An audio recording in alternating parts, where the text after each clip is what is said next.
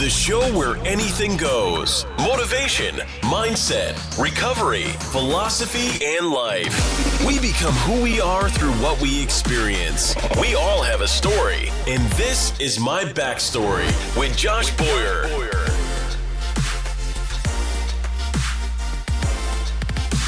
And there we go, man. The My Backstory podcast with Christopher Osman, Mr. Rugged. I'm super fucking stoked to be here.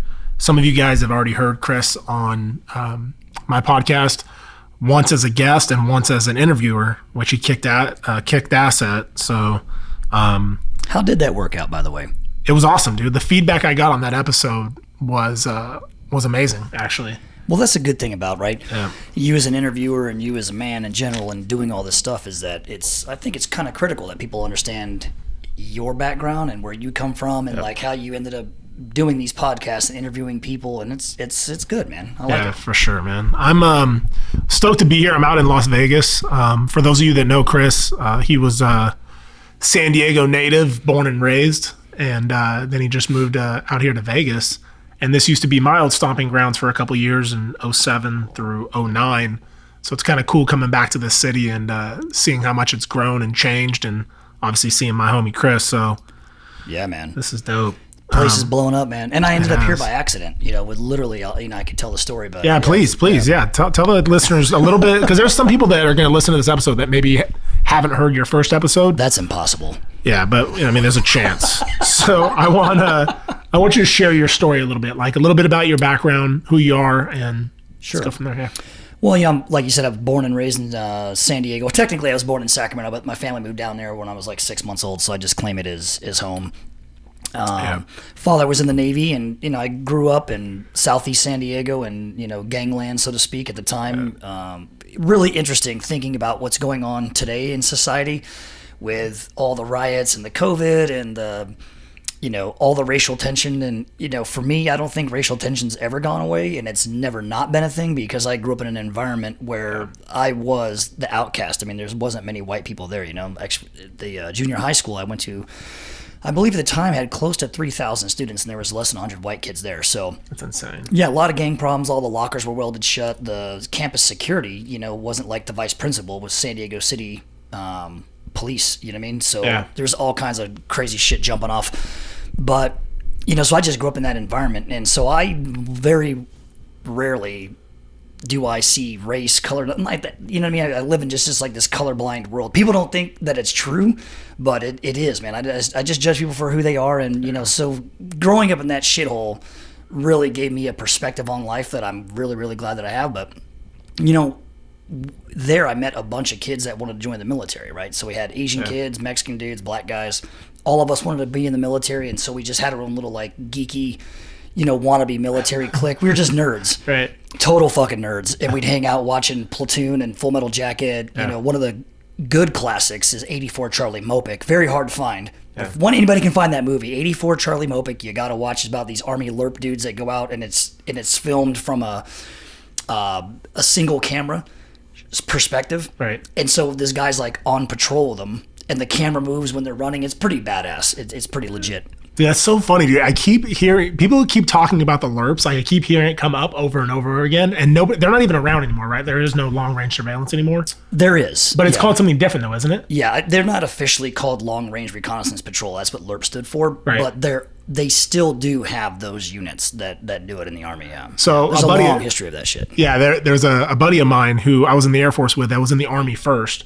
And he always tells me about the LERPs, and he's like, "Oh, dude, they were pretty badass. Dude, we did a lot of really cool shit." Yeah. And I always give him a hard time. I'm like, "What is it, like, a 2-week class you went to, dude? And you're like a fucking, So I was giving him shit about it. And it keeps getting brought up, and people are like, "No, dude, like back in the day, dude, like they were fucking legit, man." Yeah. Well, and reconnaissance in a just as a job, it sucks, right? Yeah. Because you're in very, very small teams, 4 to 6 man. An 8-man reconnaissance patrol is pretty big. But then like the SEAL teams we got in much larger, we just do it different because we're patrolling to an area, we kind of lay up and then we just watch and then we, take off and do whatever. But back then and even today, small units will go out. But think about it, the whole idea is to never be seen, never be heard, never leave a trace, never fire a shot. and do what you got to do, then get home. And you can legitimately have a 25-year career in reconnaissance and be one of the best known people of that craft, and you'll have never fired one shot in your life. However, that is the goal. That's the mission, right? So there are people out there who, roll up, I call it the bread truck. You roll up in the car, get out, and you do CQC and, blow doors off hinges and do that. Well, that's sexy. It's cool. It's the movies, right? If you made a movie about doing recon, it would not be wouldn't be a box office hit. It would not be a hit, period. It would just be like, okay, so there's 6 dudes staring at something for fucking 5 days and they came home. Awesome. And cut. Fuck yeah. Well, yeah, I want to, I'm sure you already know, but like this episode series that I'm doing is specifically covering like mental health. Mm-hmm. So a buddy of mine that I had on the podcast, Rory Hamill, unfortunately lost his battle, with his demons. And he was a guy that was going around like helping so many other veterans, that were suffering, with mental health issues, PTSD, anxiety, whatever the case may be. And I think when the whole COVID thing happened, when everyone felt like they were kind of like locked in, where it's like his life was largely, I think he identified more with like being out in the public, doing these public speaking engagements, helping people. It gave him a purpose. Mm-hmm. And when that was kind of stripped from him, I think he was just like, felt like in a cage. And I didn't really, unfortunately didn't speak to him very much like after COVID happened. Right. So I didn't know kind of what he was suffering through. He hit me up the week before he took his own life and just asked how I was doing. And I was like, in true Rory fashion, like checking in on me when in reality, like he was the one that was fucked up and needed someone to check in on him. Right. So I talked to Dan Clancy, who you also know, and was like, dude, I want to do something in mental health, dude. Like kind of like highlight it a little bit more. I talk about it on the podcast, but like I don't think I'm talking enough about it.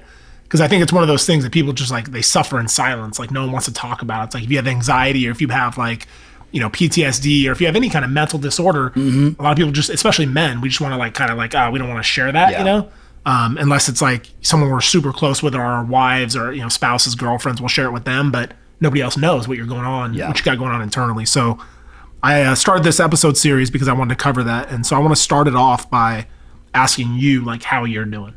I'm doing great, man. Yeah. I mean, my wife and I moved out here to Las Vegas on a whim. Yeah. People think, sometimes that, this guy's, calculating and there's a purpose and a mission and behind everything I do. A lot of the times, like with the nylon business I was in, all this, a lot of it is just luck and timing, man. Right. And, how I ended up in Las Vegas was about maybe 6 weeks ago at this point, about 6 weeks ago. I'm a huge boxing fan, and my wife and I were driving around, and my parents live in Vegas. We were here visiting them, and during the whole COVID thing, we're just like, hey, let's get out of San Diego and go hang out in Vegas. Yeah. And I always wanted to see Floyd Mayweather's gym because I'm a big boxing fan. It's my favorite combative sport more than even MMA. I like MMA, I love MMA, but I mean boxing that's the king of all combative sports in my opinion, as far as like money and people coming, fans. I mean it's crazy big. So we swung by his gym. And literally, I was like, hey, just take a picture of the front of it, and then we're out of here. And as I got back to my parents' house, I was scrolling through the pictures, and right next door to his building is a real estate office, and it had like, hey, call, the number. And so I just called him to find out how much buildings were here per square foot as compared to California, because that's what I'm used to. Right. And they sent me a link, and they're like, oh yeah, we have a couple spots available, and how big of a spot you're looking for. I was like, yeah, something between like 1,200, maybe 2,000 square feet. And so they sent me this link, and I clicked it open, and the building that we're sitting in recording this was empty 6 weeks ago. Right. And I was like, oh shit, how big is that? 2,000 square feet, how much was it? And I was like, oh my God, it's like free compared to California prices. And I was like, babe, we're moving to Las Vegas. And she was like, what the fuck? And I'm like, yeah, I'm gonna go get some boxes. And I literally went to Uline, had all the boxes shipped to the house, packed up everything, and left within a month. Yeah, when you hit me up and told me you were coming out here, it definitely was on a whim, dude. Because like I was out of nowhere. 100%. It's like, you're like, 100%. You're like, dude, I went to go rent a place, and just so happened the number I called, and it's like literally right next door to Mayweather's gym. And I'm like, what the fuck? Yeah, I think that part of my success in the business world, within the military, just in general, has been that crazy impulsive part of myself. When people like, do you have a business plan? And they spend years, man. There are people literally right now who are going to listen to this who've been working on their fucking business plan for probably 4 years. Right. And it's like, hey man, throw that thing in the fucking garbage and just go do something. Yeah. Right? Go get a business license. Go out and get a business card. Pretend that you are something, right? Like, and that's how I have always been. It's just like, you know, you can talk about joining the military, or you can just walk down the recruiter and go, hey, man, I want to be in the military. Yeah. And then you get signed up. So, you know, I think that, you know, that's what keeps me happy. That's what keeps me motivated and energized. That's what keeps me, you know, going forward and not dwelling on the past. Because I always am looking for something different to do, something that's going to engage me, that's something that's going to challenge me.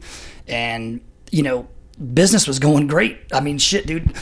You know, and a little bit over a year ago, as most people would know, or you can Google my name, I was in a fucking Haitian prison. Right. You know, literally about 15 months ago. You know, and ended up getting rescued from the State Department, and that was mentally challenging as fuck. If ever a time I was like, oh my God, man, I don't know if I'm making it out of this. that was definitely on the table. Like, us being killed was pretty much imminent, I think, at you know, at that point. But and then we can dive into that. But you know, coming out here is just a new experience for me, right? It's a new challenge. And I think that's part of the issue that a lot of guys have leaving the military is they don't have anything to challenge them anymore, right? Nothing to focus on. Yeah. And that's part of the problem is the dudes or the girls getting out, whatever the fuck, whoever the service member, #2020. Anyway, so people getting out of the military, they're like, fuck the military. You were in the military. I was in the military. Everybody does the same thing. Fuck this place. I'm over it. I can't wait to get the fuck out. Yeah. And then 6 months later, they're chewing on the barrel of a gun, or they hang themselves, or they do whatever. And I've never understood how going to a job kept somebody alive, right? For the first time in 15, 20 years, 8 years, whatever the time frame is, now they're out. They don't have to really get up. They can kick it on the couch for a little bit, and they're like looking around, and they don't know how they can contribute to the tribe. You know what I mean? They don't know how they contribute to society in a way that's meaningful, that touches their soul, the way that maybe being in the military was, or being a firefighter or a cop, or, you know, being a shit. I mean, guys that get kicked out of motorcycle clubs kill themselves because they're like, oh my God, I'm lost. That was my thing. That's their identity. Totally. And it's a part of their identity that has literally been stripped away overnight. Yep. But technically they do it to themselves because they're the one getting out. You know what I mean? Totally. Yeah, it's kind of weird. I don't think anybody really talks about that. When you're getting out of the military, there's I don't think anybody prepares for it. It's like when you get out of the military, it's like, yeah, you're going to be in, I think it's different now like than it was for you and I when we got out, because when I got out, there was no Facebook. There was not like a way for me to like stay in real contact with a lot of the guys that I was stationed with. So when I got out, it was like really unsettling because it's like, dude, you go from like every day being with your crew, being with your guys, you know, you're in the suck together. It's like, this shit sucks. But hitting the gym together, you drink together, you hang out. We're up early, hitting the gym, we're working out together, we're going to parties together, we're going to clubs together, we're doing all this shit together all the time. And when you get out, it's like, oh shit, like that's kind of like done. Gone. Yeah, and then you go to a job, and you're at your job, and it's like everyone's on their own agenda. It's like everyone's there doing their own thing. And it's like they have their family, they have this or whatever. So you go to work, you see them at work, and then after that, you're gone. You go your own separate ways. I think it's quite unsettling for a lot of people. I don't think enough people prepare for what that's going to feel like when you get out of the military. Yeah. And one of the things that confuses me is the guys that take their own life, but they do it like on FaceTime with their kids and shit watching, or their wife watching, or their ex, or it's, you know, that does happen quite often. Right.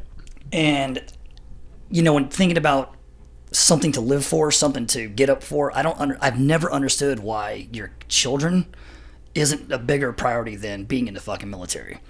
Right? Because I gave up the military, doing everything because I wanted to be home with my daughter. Right. You know what I mean? I can't even fucking imagine the SEAL team's like, hey bro, give up your family. I'm like, nah, fuck you. Yeah. You know what I mean? I don't give a shit about going to buds and being in the team, and that was cool, and I loved it, and it's a very, very big part of who I am as a man, obviously, right? I mean, look, where we're at, fucking walls are covered with SEAL team shit. Right. But it's not going to trump me being a father. Yeah. And it, you know, those, you know, I always say, man, there's the three things that people can't control in life is who your parents are, what the color of your skin is, and your nationality, right? You know what I mean? You have no control over that. So I've always tripped out on all this racial tension is for things that no one can control. We hate each other for shit that no one has control over. It's fucking ridiculous. Totally. But you do have control over your dick. and you do know that you just made a child. Right. You do know that that baby is yours. Right. And then you turn your back on the one thing you technically have control over, and that you can work your ass off to make somebody else's life better and more comfortable. And they don't. They just ride it out. And then one day they wake up and they take their own life because they're so focused on their own misery that it's like, what the fuck? And the problem that I've always had with suicide is that the pain is not alleviated. All it is transferred onto other people. Yeah. So you're dead in a box, whatever. That's done. But now everybody that loved you, everybody that cared about you, is left empty for the rest of their lives, wondering why the fuck you decided to do that. That's a great segue, actually, because that's the next question I was going to ask you, what your thoughts were on suicide. Because I think over time, I've said this on a couple of the other episodes, that like my view of suicide has shifted as I've experienced life, as I've grown up and like seen different things. Like when I was younger, it was very much like, don't be a pussy. You're going to just kill yourself, take the easy way out, blah, blah, blah.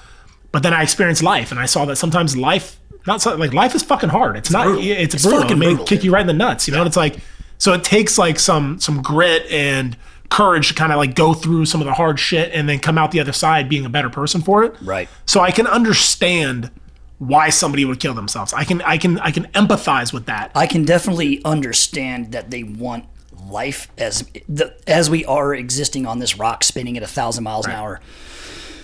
For only, nobody even knows why we're actually here, right? And then, no, you know what I'm saying? Like, no one could answer that. No one's died and come back and be like, hey, man, I got the answer. I saw Jesus, or I saw Buddha, or I saw whoever. Like, hey, man, all is real, bro. You gotta unfuck yourself. It's happening. Yeah. So we all just are living in a guesswork world, right? And then, like you say, that whole just like taking your own life, but a lot of it is the stress of society, financial stress, relationship stress, but a lot of that maybe has to do with not being honest with who you are internally, right? Yeah. I'm very vocal about all the drugs I've tried, the fights I've been in. I mean, shit, like I say, man, Google my name. There is more negative shit written about me.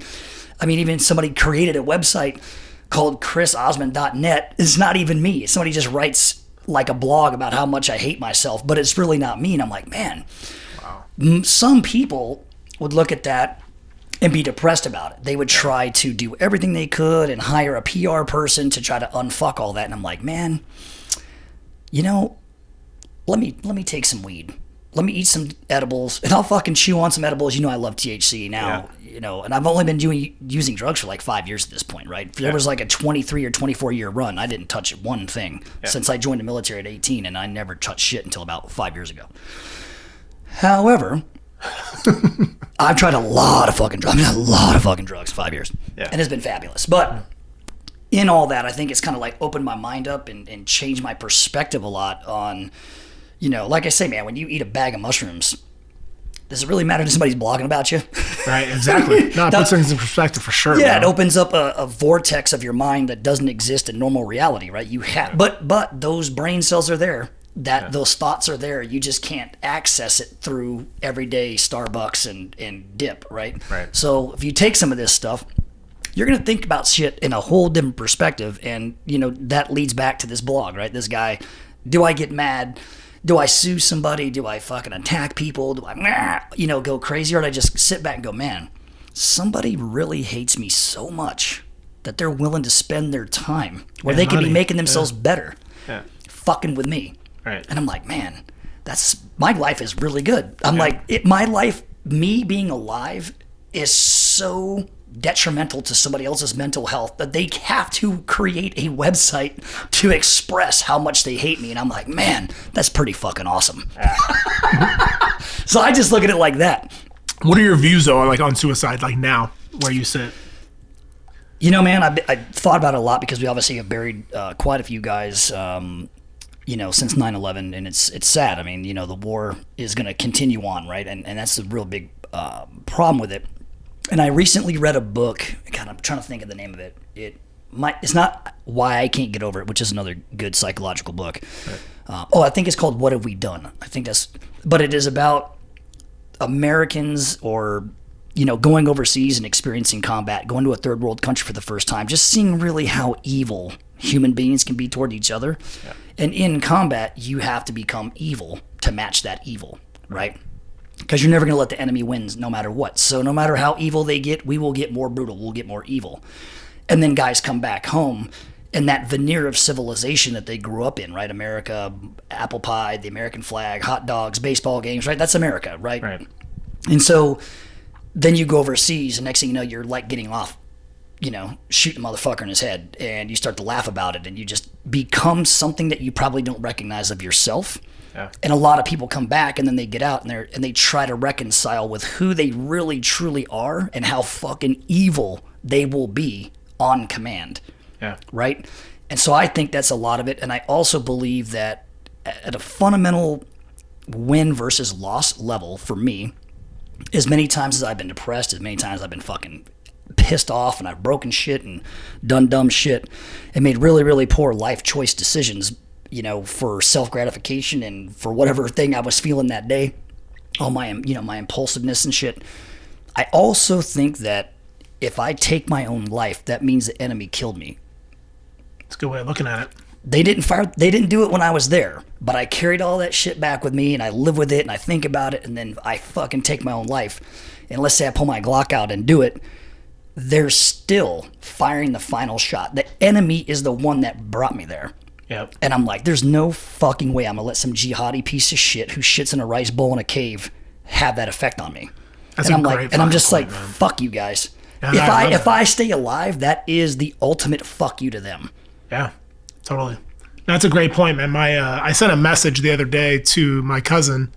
I was working as you know, I went back to corporate America for a couple months, and the guy that runs the company is a total fucking dickhead, and I don't have any problem saying that on here. I mean, a total dick, and he's just like he doesn't know how, like he doesn't have any like interpersonal skills. He used to tell me like he would like come in there and just like harp on dumb shit, and like he's like, you don't know how to be a proper operations manager. And I was like, I tell you what, you mentor me and teach me everything I need to know about business, and then I'll mentor you and teach you everything you need to know about personal relationships. I love it. And maybe we can learn from each other, Yeah. And fuck you, he's not willing to learn. So anyway, I sent something to my cousin the other day because I got my cousin a job there, and I sent him a text message or whatever about leadership. And he's like, "Why are you sending that to me?" I was like, "Well, I'm about to send it to Dan." He's like, "Are you really going to send it to him?" And I was like, "You know what? I would love to send it to him, but you know what? I'm not going to." And he's like, "Well, why?" And I was like, "Because then he knows that he's still renting space inside of my head." Fact. And fuck that. I'm not going to give him that power, Yeah. And even talking about it is giving it power right now. But I wanted to talk about it because it's very true. Like you said, like if you come back and you off yourself, the enemy got the last shot. They are taking the final shot. Fuck, man. And not only That's that, dude, but powerful. it's a well-aimed shot. Think about it, man. Their training's nothing like ours. So the fact that they hit people is a miracle. Right. Throwing a fucking AK around a corner, not even looking at it, just spraying and praying. It's effective. It does work. But to survive all of that, right? And then to just, now there's nothing to do but relax, chill, get your mental health going, fucking find something that you're passionate about and pursue it and just enjoy the freedom that you have. That you're like, nah, fuck that. I can't take it. I'm like, what can't you take? Yeah. You know what I mean? Well, my head hurts. Okay, well, go see somebody about that. And a lot of people do it because the VA won't see them, and they think that, well, no one understands. Yeah. Fuck them. Look what I did for my country. They won't help me out. Oh, I'm going to show them. I'm like, you didn't show anybody anything. All you did was just kill yourself. The VA is still fucked up, right? People still are abusing prescription pain pills like they're fucking free and they're Tic Tacs. Like you're not changing anything by killing yourself. All you're doing is changing the reality of your family for the rest of their lives. Yep. You're fucking over your kids. You're fucking over your wife. You literally are being, in my opinion, very selfish for doing something like that. Yep. So I just don't want that burden on my own wife and kids. Yeah, it's crazy because I was on this show by Jubilee Media.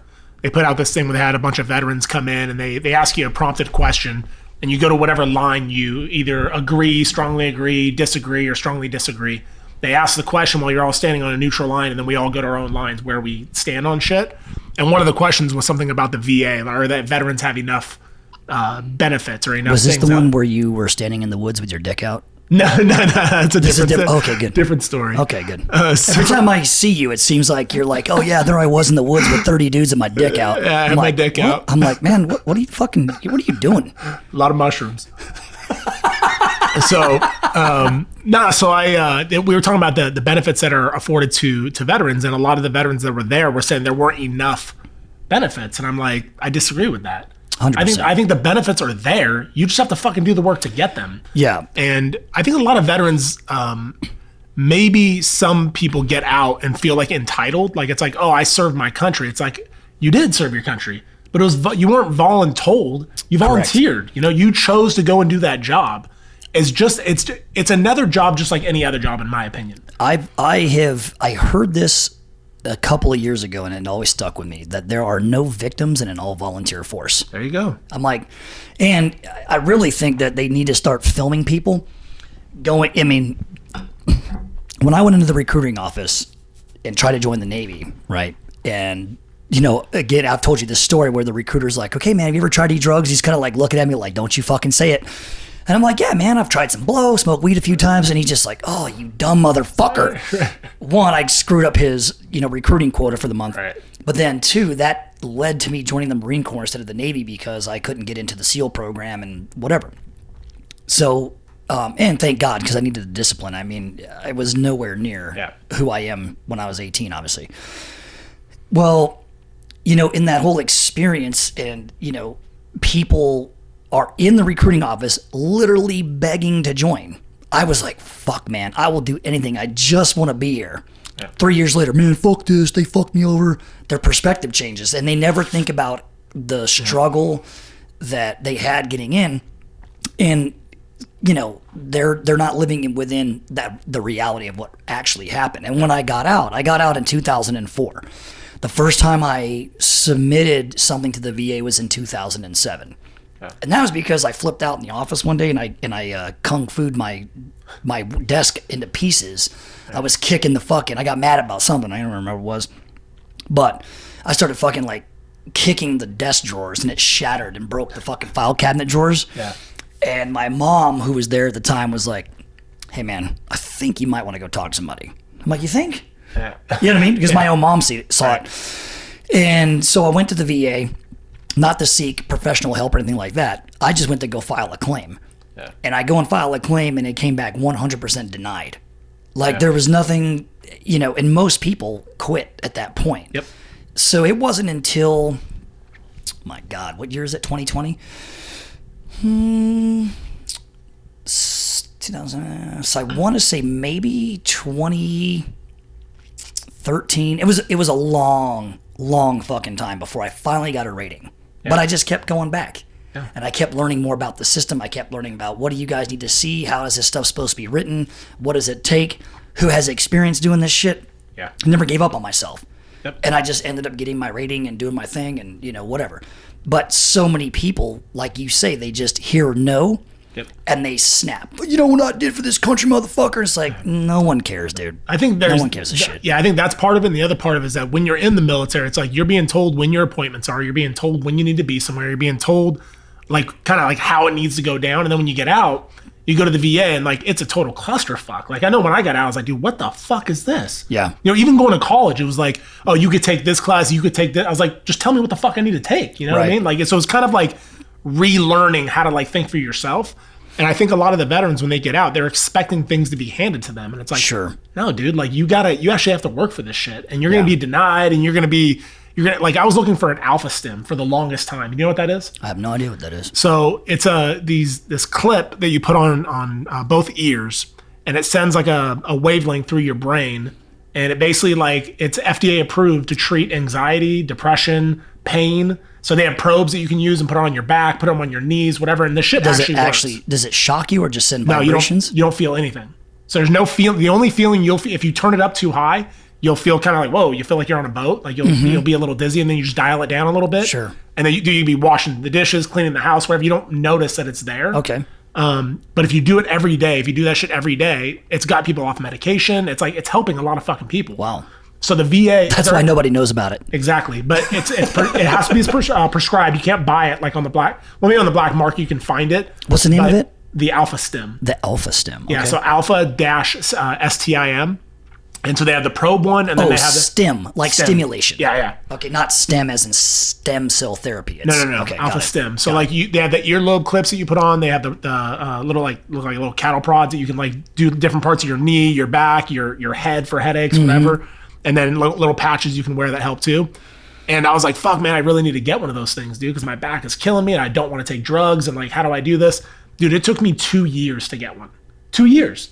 And I was like going to the doctor like, listen, dude, like I'm on the verge of getting back on benzodiazepines and just fucking freaking the fuck out. Sure. Like, you need to help me out here. Yeah. And I just didn't give up. I just kept going. Well, I mean, people naturally want to seek pain relief, right? Whatever it is. Yeah. And, you're going to find something. It's like people who get prescribed crazy amounts of OxyContin for surgeries and they get addicted to them. And, maybe a year later, whatever, their prescription's over. Yeah. But that's their life. So now they go out and seek heroin or shit like that and heroin with fentanyl. And next thing you know, man, you're hooked on some wacky shit. All in an attempt to relieve whatever ails you. Right. So I think to your point, though, I think it's imperative in terms of mental health. Like if you need the help, you need to go get it. And it's not going to be, it's not always just going to be handed to you. You know what I mean? You're going to have to jump through some hoops, you know? And I'm starting counseling here probably next month. Fuck yeah, dude. Yeah. Like I've been to like, I don't know, fucking a shit ton of psychiatrists and psychologists outside of the VA. And then I had a couple at the VA where it's like, I wanted to see a psychologist and they kept telling me no, like you can't see a psychologist until you go to this group therapy. I'm like, listen, dude, I don't want to be in a fucking group of people talking about shit. Like I don't know these people. They don't know me. I don't want to do it. And they're like, well, in order for you to see a person one-on-one, we don't have enough clinicians here to do that. Yeah. So you have to commit to the group therapy for, I forget what it was, like two months or whatever. And then you can see a one-on-one deal. So I ended up finding this therapist, man, that like, she's amazing. She's incredible. Mm-hmm. And I haven't seen her since COVID, but like, she's rad. So like my point to your point, if you guys are having issues out there, like, or girls having issues out there, you need to like do the work, man. Like find what's out there, like search, ask questions, like keep going, don't quit. It took me, dude, when I say it took me fucking years, 5-6 years of going back to the VA, filling out paperwork, going to meetings, right? Doing my thing. Mm-hmm. And then finally one day it was like, oh man, here you go, man. Here's your rating. Yep. And then, it's about never giving up in life, never giving up on your kids, never giving up on yourself. It's just, stay the fucking course. And it's, to me, the mission is not that you don't have a mission anymore. It's just the mission changed. You know what I mean? So instead of being out doing reconnaissance or whatever the fuck you were doing or whatever, whatever got your jollies off in the military, just say, man, now my mission is to fill out this paperwork. Right. And it's supposed to be a joke, right? People always talk about how hard the military is and like, oh, I was in this unit, I was in that unit, I've got this many deployments, I killed more people than HIV in Africa, blah, blah, blah, blah, blah. And it's like, okay, if you're that fucking hard, how is being a regular civilian, which 330 million people do every single day in America, right? How is that you can't do it? Right. I'm like, are you really that hard or are you just a fucking bitch and a robot that was told what to fucking do for 20 years and then after somebody pulls the plug on your little robotness, you can't figure life out? So are you really that skilled? Are you really that smart? Are you really that badass? Or are you just a fucking dumbass who's been lied to and been lying to yourself for 20 fucking years? Yeah. And people are like, oh man, you're in this unit, oh my God, and girls want to fuck you and dudes want to be like you, and then you get out and you're just a regular asshole standing in line at Starbucks like everybody else. Yep. I got in an argument with a guy that was getting out. Matter of fact, he was at Delta Force. He was in CAG. And, I won't mention his name on here. Yeah. It's pretty fucked up. But anyway, so he and I get in an argument about a dude that I called out for being stolen valor fraud. Just happened to be a friend of his. So this dude blows up you think you're a fucking bad motherfucker, tough guy. And he's just sending, just all this hate, discontent. But I knew who it was. And I said, hey, man, I know who you are. I was like, you think you're a badass, dude? I go, you just got out. I go, I'll tell you what. Why don't you take your silver star and your 3 bronze stars and go to Starbucks? I'll go with you, as a matter of fact. And we'll go there. And you can order up some breakfast, get a little sandwich, get a coffee. And when they tell you it's $12, slide your medals across there and then try to walk out. The girl who's 21 years old is going to go, excuse me, sir, it's $12.38. Yep. But no, I did this, I did that. I'm like, yeah, great. It's $12.38. No one gives a flying fuck. Those medals and those ribbons and all that shit that everybody who served has doesn't make me any better, any worse than any other human being walking the earth. All it is the command's recognition of individual effort that you put out. You went above and beyond the call, and they're recognizing you for that fucking effort. Yep. But when you hang your entire life on that shit, you know what I mean? And you're all bro vetted out and, you know, stand back 300 feet. I'm a veteran. Thank me for my services. I want to fuck, dude. Those people, I'm like, you don't have to kill yourself. I'll fucking kill you for you. You're a dipshit. You're an absolute fucking clown. Yeah, I think that's part of our problem. I think in the veteran community is that we have guys and girls that are getting out that stay so largely attached to that community that they don't ever reinvent themselves. Yeah, if it's so great, why the fuck did you get out? Right. And I was guilty of that too myself. And I think part of that was because I was so, I guess, disillusioned on the outside because like I had such a sense of camaraderie and team and this and that with all my guys and girls that I was stationed with that when I got out, I was like, man, I don't have that anymore. So staying attached to the community made me feel a sense of like belonging, you know, and like sure. I will always love the veteran community, respect it. Me too. I mean, I talk a lot of shit. Yeah, totally. But it's from a place of reality that you and I live in because we're surrounded by it. I mean, I grew up in a military family. I was in the military for 11 years and I got out and I owned a business that sold nothing but gear to the military. Right. And here I am still selling gear to the military. So I don't think I'll ever not be around it. I love the military as a institution. I love what it has done for our country. I love what it has done for individuals and families. But, you know, there are a lot of fucked up people in the military too. Totally. Right. And I think you and I both are genuinely trying to help people, you know, like reinvent themselves. Be like, dude, that like, oh, cool. I've seen you post about it where it's like, cool, you're a Navy SEAL, but what are you doing now? Right. I mean, like, what are you up to now? Like, that's great that you're resting on your laurels, but like, do something now. And like, for me, that's kind of where, that's what my life's all about now. Is like, how can I do something greater? Like, what's the next step for me? What's the new beginning for me? Like, am I going to stay stuck in the same shit, talking about the same fucking stories with the same fucking people? Yeah. It's like, that's fucking boring, man. That's like, that's not exciting at all. Yeah. That's why, even though I love the community I come from, but like the SHOT Show right here in Las Vegas, every year, the Shooter Hunter Outdoor Trade Show, 1.4 million square feet of anything to do with guns and hunting. And I mean, you can find it here. It's pretty cool. But it brings in all the people from the industry. A lot of them I'm really good friends with, and I've been in this industry for a very long time. And that's the thing, right? It's the best part about this show is just seeing people you haven't seen in a few years, you know, catching up, having some fucking drinks and shit talking. That's really why I like coming to the show. I have zero desire to cruise around for 4 days and look at guns and talk about ballistics and ballistic coefficients and long distance shooting. And I'm like, who gives a fuck, dude?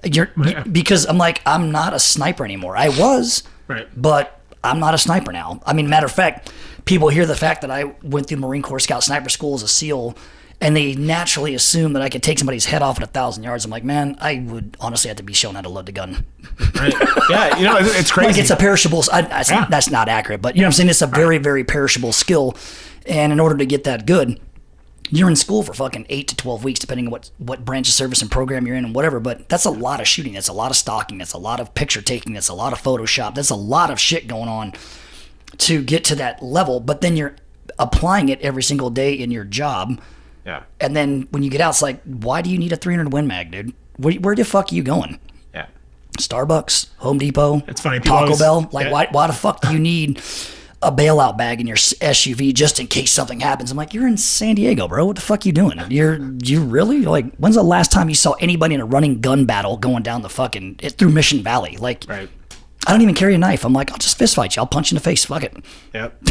No, I think that's it's a great point, because when I got out of the military, you know, I thought, I was an MP, you know, so I know how to shoot and this and that. And then I went to a couple courses recently, and I was like, man, I don't know how to fucking shoot at all. You know, like, I was a fucking newbie, you know, like, I went to one of Primo's courses, and I was like super nervous because I knew a lot of the people there were going to be way better shooters than I was.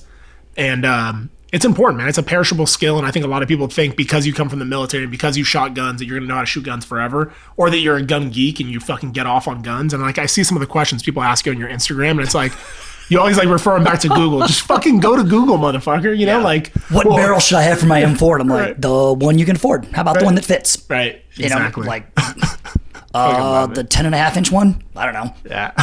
The other question the other thing I want to talk about, and it just so happens that there's been a couple people that I've had on the podcast that are going sober, that are deciding that alcohol isn't the best way forward.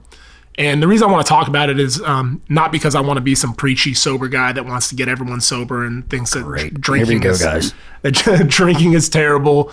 But it's because in terms of mental health, I would argue that most of the people that are offing themselves within the veteran community, most of them were probably intoxicated when they made that decision. Probably. And I don't know statistically if I can get the data on that to prove that, but I would bet a lot of money that they were probably intoxicated or there was alcohol in their system when they took their life. And the reason I say that and the reason I want to talk about that is because I think it's a problem within the community, because I think so much like alcohol is so much it's part of our culture. It's condoned within the military. It's like, sure, you get off work, you get fucked up. It's like, it's socially acceptable. Everyone's drinking. And then before long, you keep doing it, you have a serious fucking problem. Yeah. Well, a lot of what people don't know is that anything like, I'll go back to the VA thing and alcohol and how it all ties together. But the VA, what people don't understand about the VA is that the VA, the Veterans Administration, is responsible for you for anything that happened to you from the day you signed those papers and went to boot camp until the day you got out. Whether it was 4 years or 40 years, so if you get into a car wreck and you break your clavicle from the seatbelt and now your shoulder hurts and you need to get surgery, you will get paid for that and compensated for that for the rest of your life from the VA, right? Because it happened while you're on active duty. So the same thing happens with alcohol, which a lot of people don't know. I know people who are 100% disabled veterans because of alcoholism. Yeah. And it's a thing. You could actually claim, hey man, when I went into the military, I was 18, I didn't drink, but now I'm an alcoholic. And how that happens, like you said, is that every command promotion, there's booze. Every fucking command softball game or volleyball game, boom, there's a keg. There's a wet down when somebody gets every Marine Corps ball, every Army ball, there's booze, because everything else is illegal. The military is banning fucking CBD oil, for Christ's sake, right? So they're banning CBD oil. So the only thing folks like us can do is drink. Same thing with law enforcement, same thing with firefighters, same thing with EMT. Anybody who's in a very, very high stress job, most corporate America, they take piss tests, right? So a guy who's on Adderall is going to pop for methamphetamine, not pure meth, but he'll have methamphetamine in his system, and they instantly think the guy's a fucking meth addict. And it's like, no, he just takes that shit to stay awake, bro, for mental focus, clarity, and let's be honest, it's fucking awesome to rave at. Right. You know what I mean? If you haven't tried it, I highly recommend it. So, but people are claiming the wrong shit. They're trying to go in there like, hey, I got PTSD, I got this, I got that, and there's so many things you can get paid for, right? And you can get, because once you're in the system, that's all it takes. Whether you're rated at 5%, 2%, 100%, whatever, the moment you have a rating, now you're in. Yeah. Now shit changes and gets a little bit better. But you can go in there and be like, hey man, my dick's crooked. A lot of guys have like bent dick syndrome and stuff. So you can get compensated for that. They check me like, Matt, your dick's crooked, bro. And you get percentage for that. Ringing in the ears. Candy cane cock. Got a candy cane cock. Some girls like it. Hey, hits them on all the spots.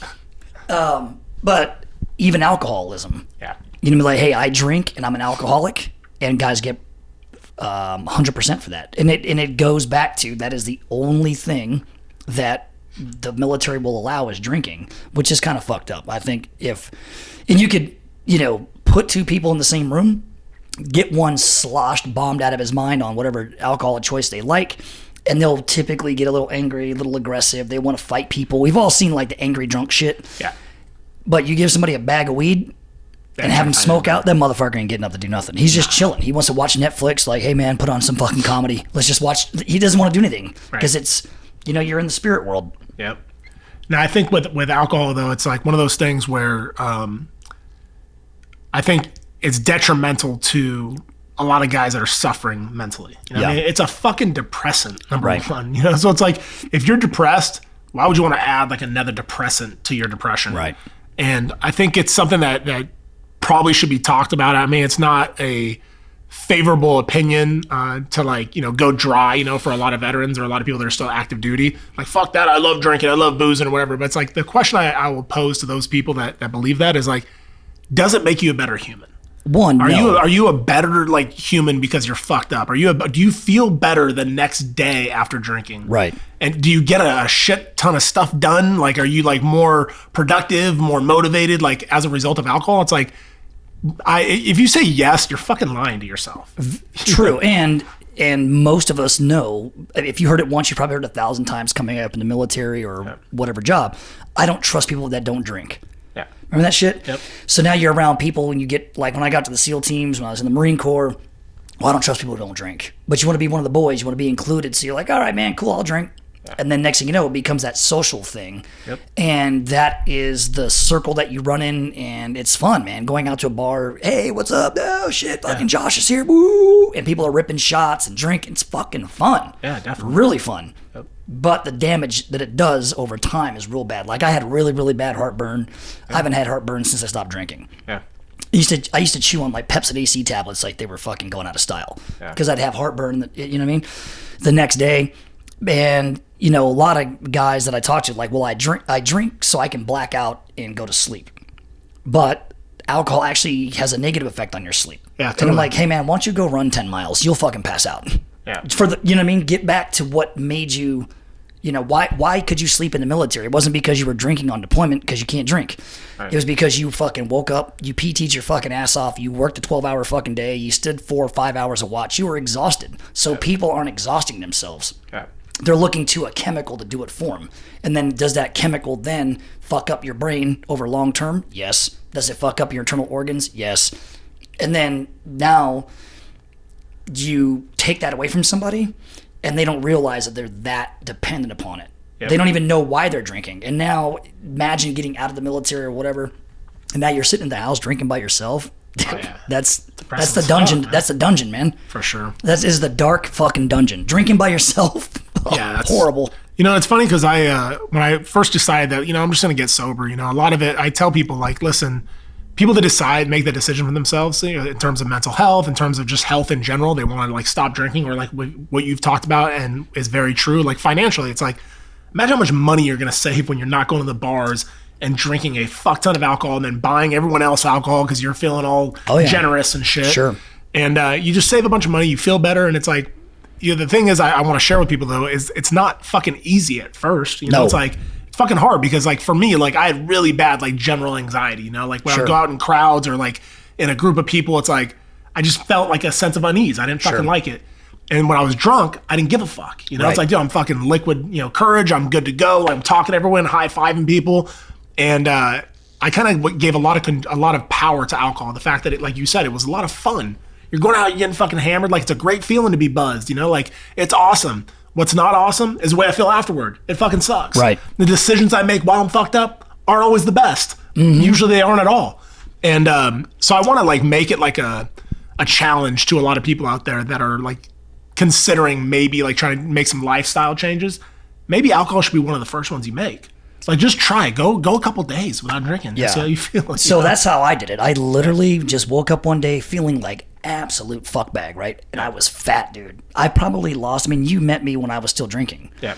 And I don't know, man, I probably lost 35 pounds since then. Yeah, definitely. You know what I mean? Yep. And I mean, I used to wear extra large t-shirts. This is a large t-shirt. I'm literally, my body is changing its physical fucking form because I cut out the booze, and it's not just the booze, it's that, what am I filling that time with?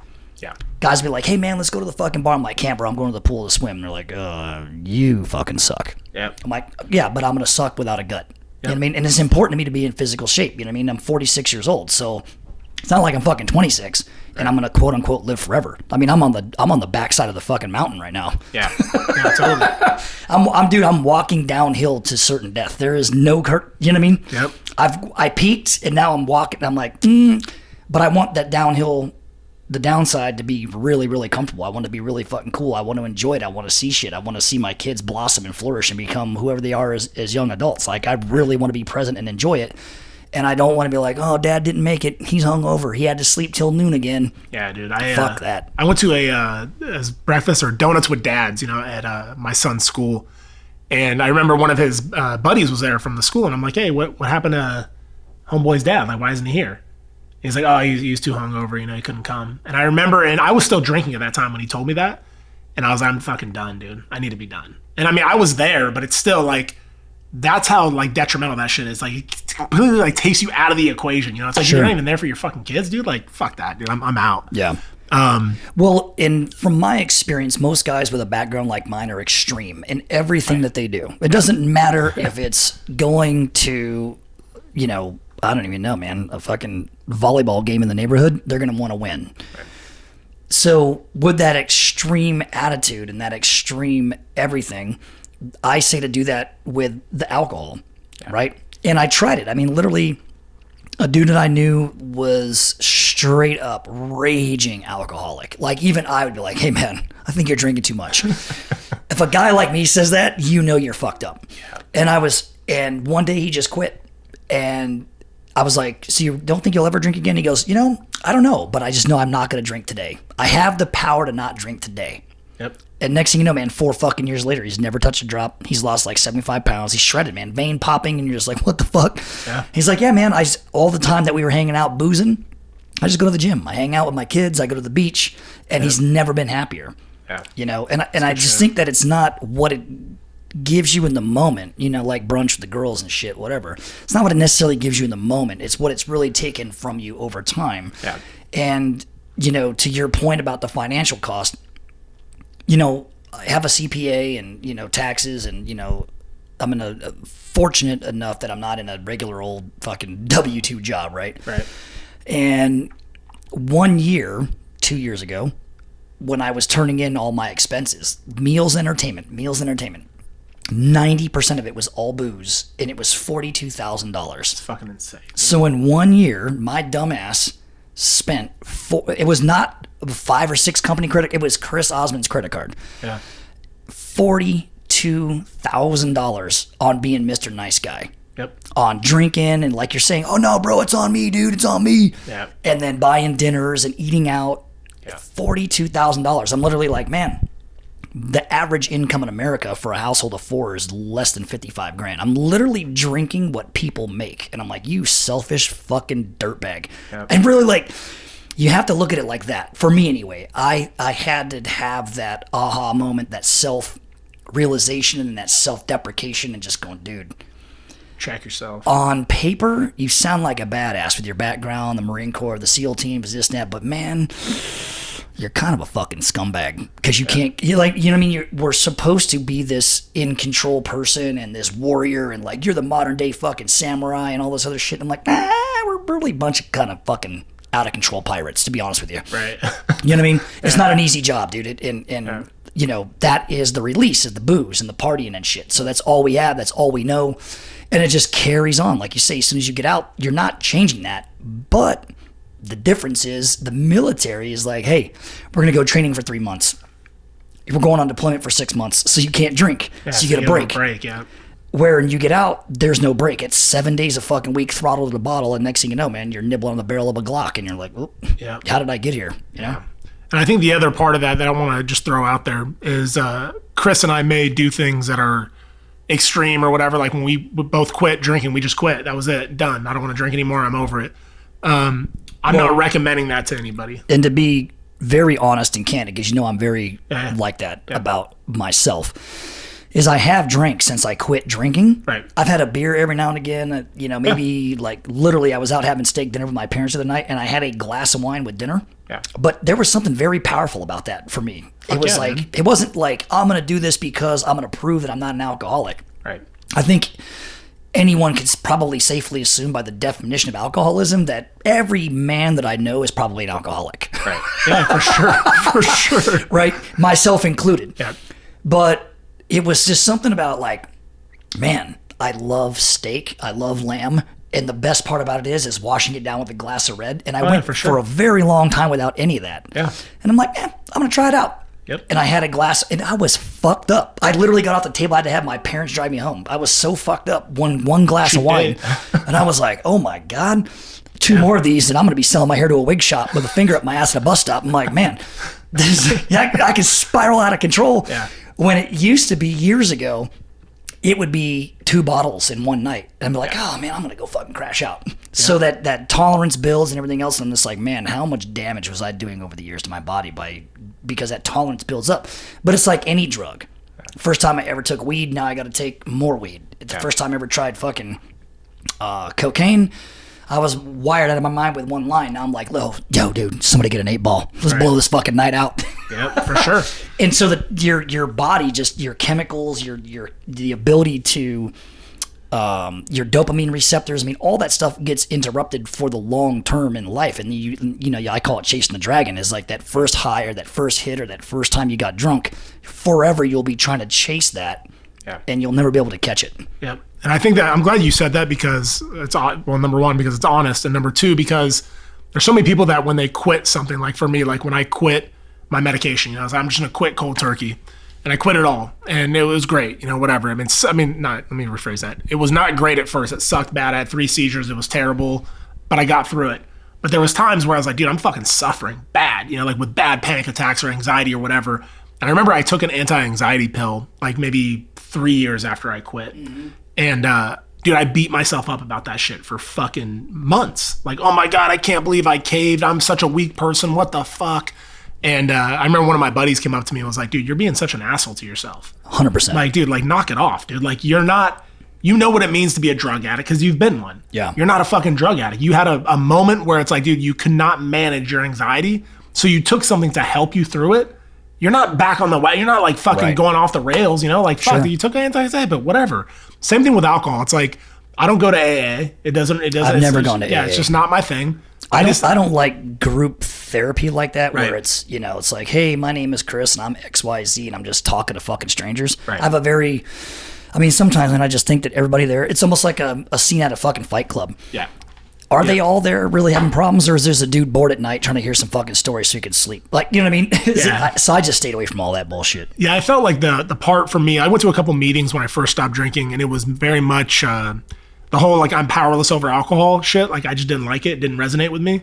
And hearing some of the stories that I was hearing in there from some of the people was like, fuck, man, just like, get your life together, dude. Like, you've lost your kids, you've done this, you've that, and you keep going back to the bottle. What the fuck? You know, like, it didn't resonate with me. I was like, dude, I didn't understand how somebody just couldn't just stop drinking. Like, just stop. Yeah. But the reason I want to talk about, like, people just quitting cold turkey is for the people out there that drink, like, every day, that are true, like, hardcore alcoholics. Oh, yeah. It's not safe for you to just quit drinking. Absolutely. It's actually worse doing that than quitting fucking heroin.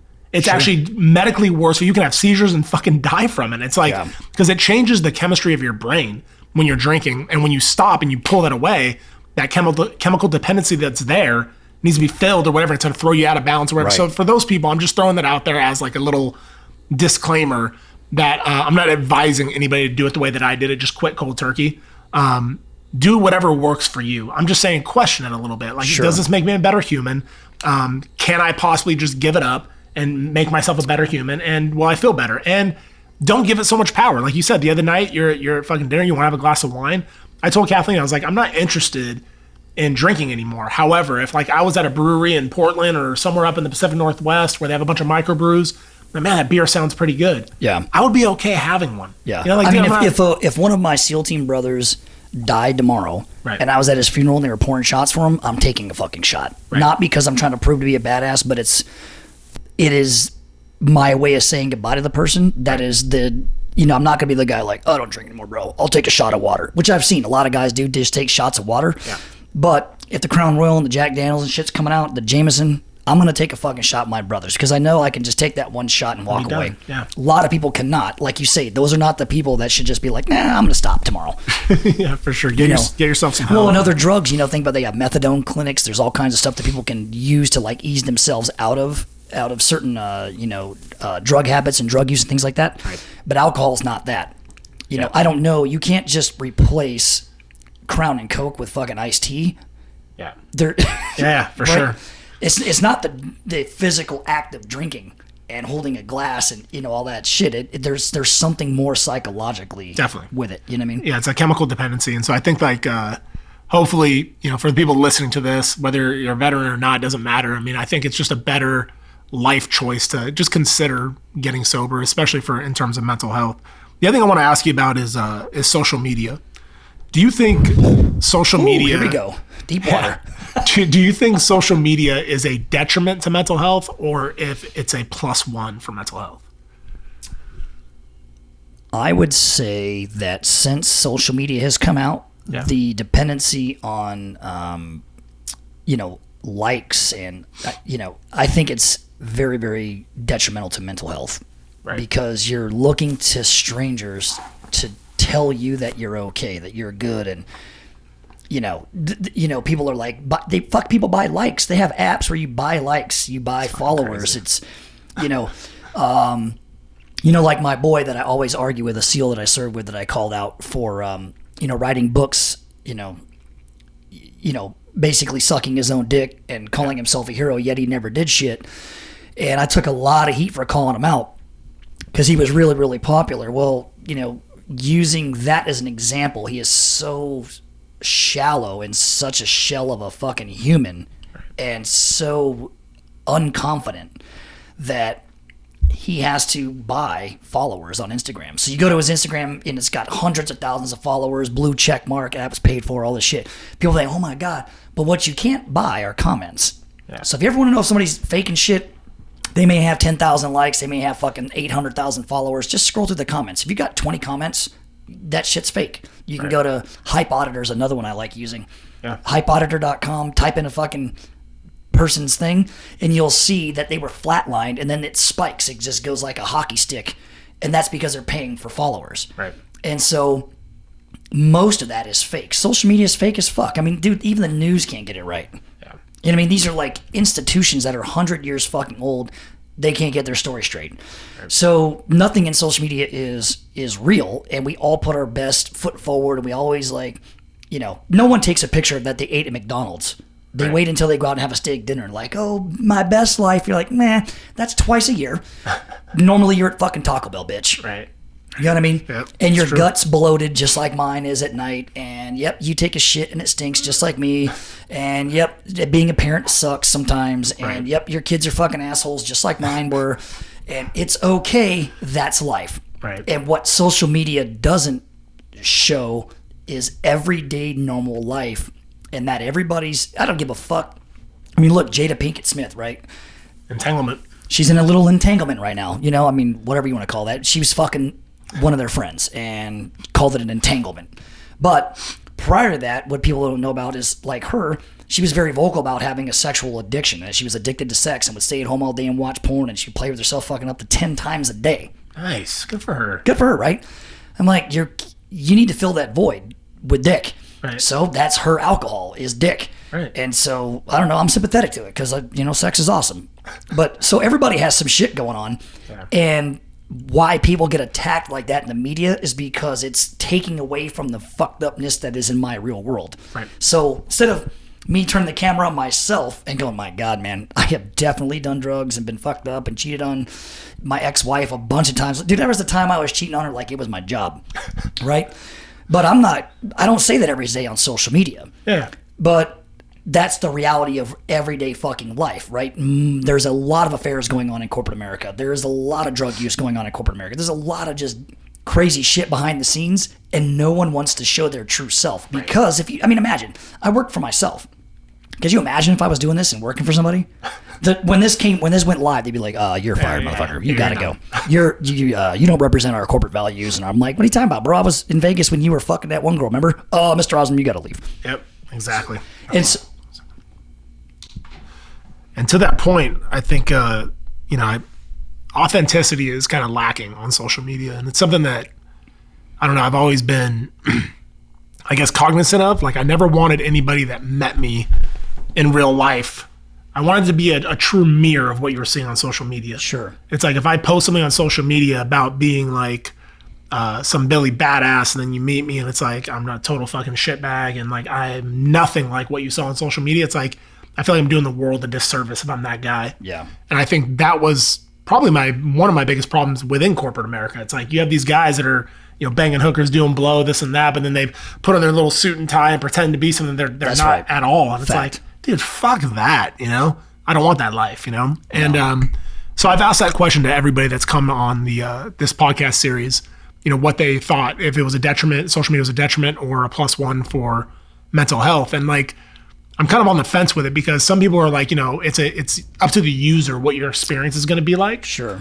But I think it's human nature to kind of compare with like what's going on, what you see and who you follow, you know? Well, the difference between reality and social media, obviously, is that there is zero consequences for one's actions. You know, I come from a time, and of course I'm an old man now, I'm 46 years old, but there was a time where no one, you just fought on the playground at school. The teachers broke it up and they're like, what happened? Oh, he did da-da-da-da, and I punched him in the face. And you probably got suspended for a day, whatever, got sent home. Yeah. But that was that. You kind of settled it that way. But you were able to, you know, figure out people's boundaries, the who's who in the zoo type of shit, where, you know, and then there was always the bullies, right? The bullies that pick on you, fucking kick him in the balls and smash his face into your knee, and he would never fuck with you again. And that was that. But, you know, I made that meme one time where it was like, hey man, if God had an Instagram, the first comment would be like, oh yeah, it's cool, man, but your son's a pussy. Because people just talk shit. And I truly think about it in the context of like corporate America and what's going on in life. I've come to the realization that I really believe that most people's lives suck. Really, really fucking bad. Yeah. And it's that whole, yeah, man, the salary they give you at your job, that's the payment to give up on your fucking dreams. Yeah. Right? And you fuck a chick you don't really like. Most marriages are in shambles, let's be honest. Yep. Relationships are fucking tough. You know, kids are fucking assholes, but you spank your kid, then they're like, oh, they go to school, man, and they turn you in to the authorities, and you're like, oh, I'm being abused at home. They don't even come to find out if they've been abused or what they did. Next thing you know, you're in trouble. Now you're in trouble with social services and child protective services and all kinds of bullshit. And so, you know, there's no more delineating line of what is too much. Like, I can only poke you so many times before one day you snap and punch me in the throat. But I'm going to know when that day happens and how much. I'm like, oh shit. So I can do everything but that one thing. Right. That creates boundaries in life. It creates boundaries in corporate America. I mean, right? And there's nothing you can do. And so you go to a job you don't fucking like. You're surrounded by dipshits all fucking day. Like you said, man, you are in a environment that is nothing but a living hypocritical beehive of bullshit. Yep. And I just look at it like that now. Like, I almost sometimes, of course, this is mushrooms talking, but what if, man, the globe is a fucking large ant farm and there are fucking giants in space just laughing at us, and every fucking day we come out of our homes, right? And that's our underground little, and we fucking all go on the same roads, and we go into buildings, and what do we do all day? I thought about that the other day. I'm like, man, people are literally spending $200,000 on education so they can have the right to send and receive emails. Fucking, it's pretty accurate, man. Think about Pretty that, right? accurate, yeah. When I was in a corporate job, which I fucking hated, and they fired me, and I'm very, very happy that they did. It just wasn't working out, right? It just wasn't gonna ever happen. And they did me the favor. They put me out of my misery. I was fucking furious about it at first because, you know, it was a company that I didn't help create it. It was a company I created, and then I sold it, and the people I sold it to ended up firing me. So, you know, which is fine. Like I said, they did me a favor. But when I think back to those times, everybody there, you know, master's degrees, fucking, you know, MBAs, or, you know, an undergrad. I was the only high school graduate, and I remember sitting around, I was like, man, all we do is talk to each other, and we send and receive emails. And I'm like, wow, you went through all that training to send and that's it. Yep. We're not actually physically doing shit. We're not making shit. We're, hey, I want to order something. Okay, send me an email. And then I get that email, and then I forward that email to somebody. Then they send a quote. Then I get that quote. Then I send it to somebody else, and they're like, okay, cool. They send it to their boss. That gets approved. Then a purchase order. All you're doing is trading fucking digital paper. Like, why do I need a 4-year education? You know what I mean? That's crazy. And so that's what I'd say is that's why people literally are now living and dying by social media. They're trying to be like, create this fake persona about how great their life is, when I know for a fact that it's fucking miserable and that it sucks. But they won't fix it, though. They won't quit their job because they got to pay for whatever the fuck. Claim bankruptcy. Get the fuck out of there. Who cares a shit? Like, I don't understand why people are so afraid to change their own misery. Yeah. I'll be in LA driving, and, you know, I'm fortunate enough to where I don't have to work in corporate America. You know, I can do my own thing. And I'll be driving, and I'll be sitting in traffic, and I was telling my wife the other day, like, look at all of these people just sitting in traffic for hours on end to go to a job that they most likely fucking hate, And they didn't get that car from the job they hate. They saved up to get that car so they can go do something they fucking hate. Right. And they're paying, or they have a car payment. You know, they're paying this car payment, and they're paying this gas bill, and they're paying all this shit to get to a job that they fucking despise. And they're all that time away from their families, all the time away from doing the shit that they really want to do. And social media has become like almost like an outlet to like, I don't know, fake the funk a little bit, if you will. Or, I mean, there's some people that on there, like you, I feel like I'm authentic when I go on there. I'll share shit that's real, like what's really going on in my life. Like, hey, this is what I got going on.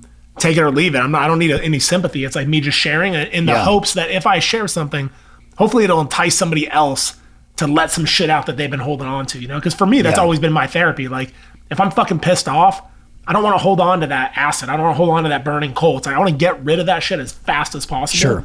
And for me, it's sharing it. Like, dude, I'm fucking pissed off, or I'm anxious, or I'm this, or I'm that, or whatever. I'm just sharing it and be like, all right, and I'm done with it. I can let go of it, you know? Well, I fall victim to it as well. I mean, I'm a human being like anybody else. And so, I mean, I have just under 29,000 followers, something like that now, all organic and whatever. But, you know, I will get hundreds of DMs a day, and I take pride in answering every single one of them. So then you can get into the rabbit hole with people. You start having these crazy conversations, you start sharing pictures, and you know, there's a lot of guys, girls that, you know, you're in DMs. I have fucking, it's hilarious. So I tell people all the time, I'm like, man, I have found better friends through Instagram and DMing people. But it's like you're searching out the people that support you, that, you know, I don't say like, but everything you say, but, you know, generally get along with you, and you can kind of create your own little like echo chamber of life. For sure. And then, but the negative aspect of all that, on the flip side of that coin, is that now I'm not engaging enough with people out in the real world. Right. And I'm walking around, I'm like, I don't need to talk to that motherfucker. I could just look at my Instagram and I'd have instant satisfaction. I can, you know what I mean? And so there's positivity that can come from Instagram and social media, because that's how I promote my business. The only way anybody even knows that I exist is through that. Right. But I also come from a time where it didn't exist, and I just did advertisements in magazines and went to trade shows, and I would do you know, documentaries and shit like that for, you know, about the military. And that's kind of how people like found out about me. Right. But today, who the fuck's going to Barnes and Noble, and you're like, oh my God, check out that, oh my God, 4x4 magazine, and you're like, pick it up and you're reading and you're like, oh man, I didn't know that, you know, Toyo made tires. Holy shit. Right. Everything's at your fingertip through your cell phone. So it has created a world of isolation. That isolation leads to depression. And so there is no doubt that it has had a massive negative effect on human beings. And for all the like dirty footer granola eating motherfuckers up in the great Northwest and up in Silicon Valley, if they had a statistic, because they could track everything, if they just put on paper and the statistic is like, hey man, how many people have been killed because of social media? Would they be proud of that? Right. You know what I mean? Yeah, it's crazy. Like, even thinking about like you'll rip down a fucking 300-year-old statue that birds shit on and no one gives a fuck about. Like, I didn't even know those statues existed. I'm like, what park are they? What? That city had a park and there's a statue in it? Fucking weird. Like, no one even gave a fuck.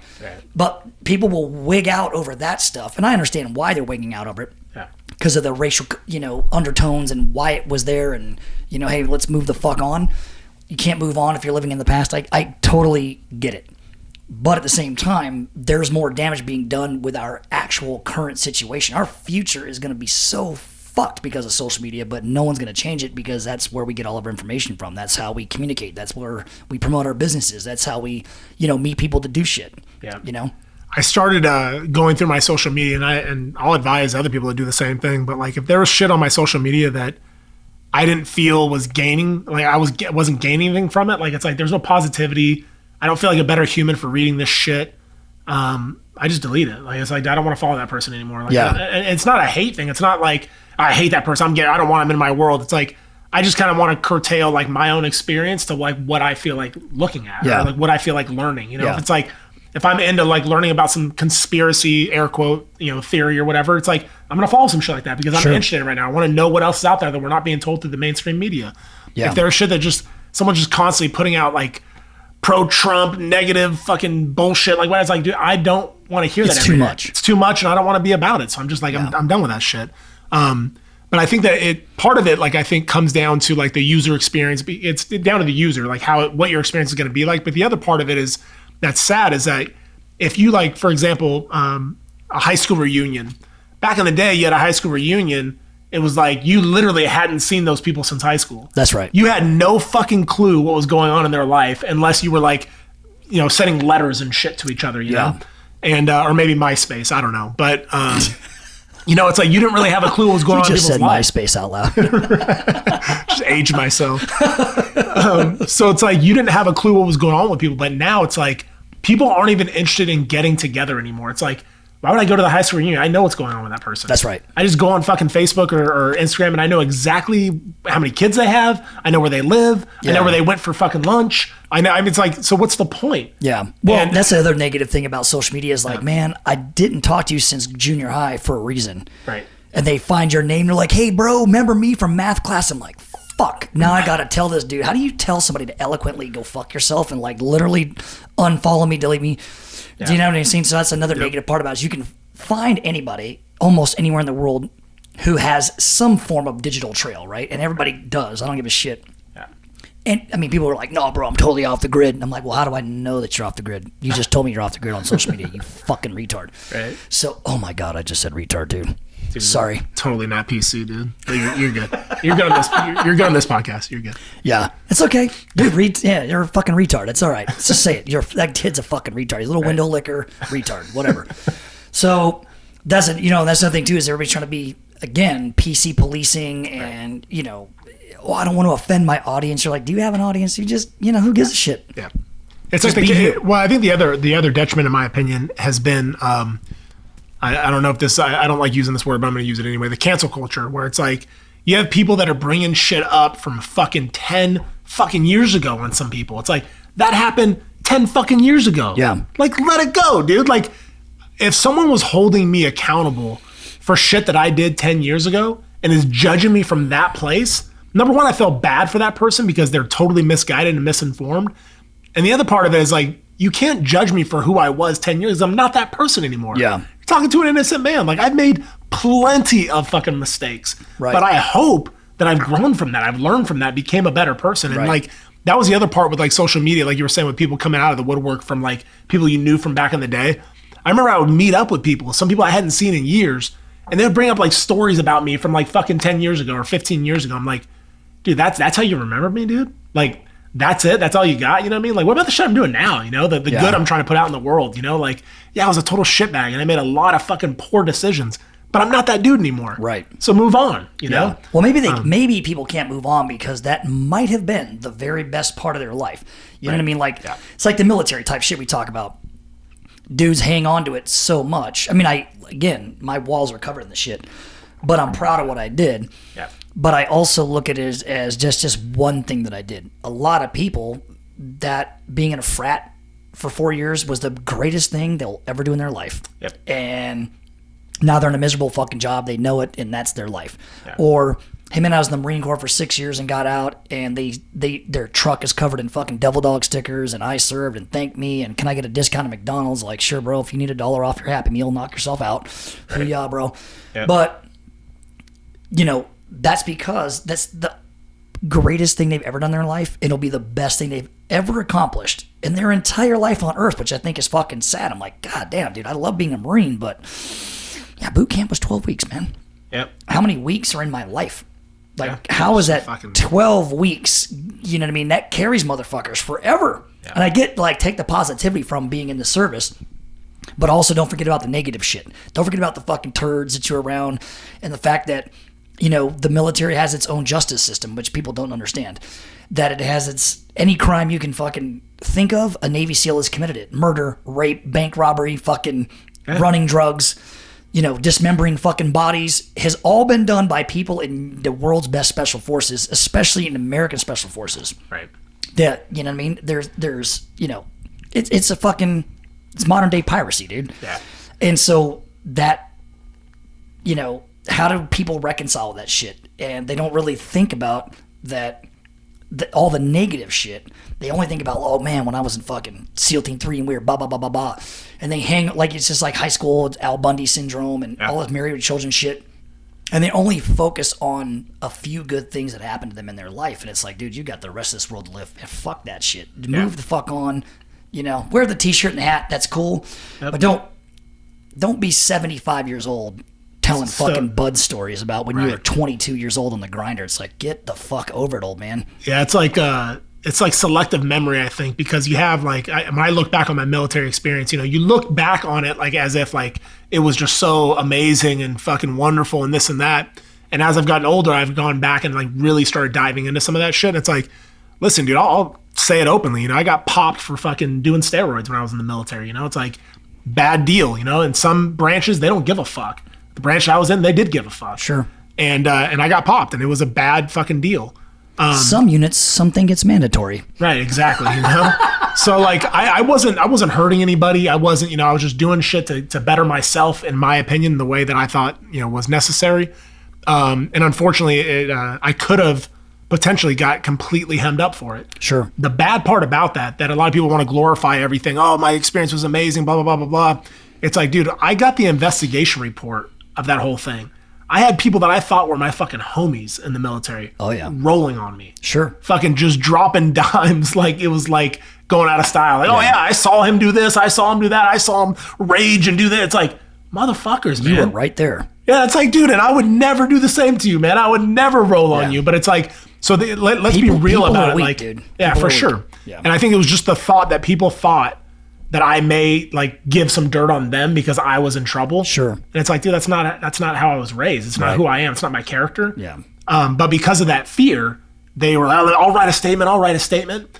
And so it's not always, sunshine and lollipops in the military, but I think a lot of people like to look back as if it were. And I think I always think too is that if it is, it's a great job, don't get me wrong. But if it's that great, if it's so epic, why would you ever stop? Why do dudes get out? Yeah. You know what I'm saying? And then you're like, oh, back when I was the fucking SEAL, back when I was a Green Beret, back when I was at MARSOC. It's like, hey, man, who gives a fuck? We're literally standing in line at the roller coaster at fucking Magic Mountain. Yep. No one cares, dude.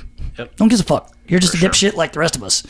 Yeah. How do you think, in terms of social media, how do you think we can make it, I guess, better? Because it's a necessary evil, like you said. Like nobody would know about this podcast. Yep. It would be hard for people to know about the podcast if it weren't through social media. You and I probably never would have met if it wasn't through social media. So there's a lot of good that comes out of it. You made a lot of really good connections, and like it's a way for me to put a positive message out there. But what do you think are some ways that we can make it like better, where it's not so fucking fake and? Well, obviously it's through authenticity, right? Just being your authentic self at the end of the day. Like the world is now so fake that me being real is a breath of fresh air to people. I get DM'd all the time, man, I cannot believe you admitted to using cocaine. And I'm like, I've done way more than that. That was just the fucking warm-up shit. You know what I mean? That was just me getting to the club before fucking, you know what I mean? Before 11. Yep. So, but 80, like I said, we've talked about this before, 80% of all the drugs consumed in the world are consumed in America. Yeah. So that's about 100 million, 120 million people on the daily that are using illegal drugs, prescription. Dude, so I am more like everybody else than I'm not. Yeah. You know what I mean? It's the people who pretend to be the holier than thous and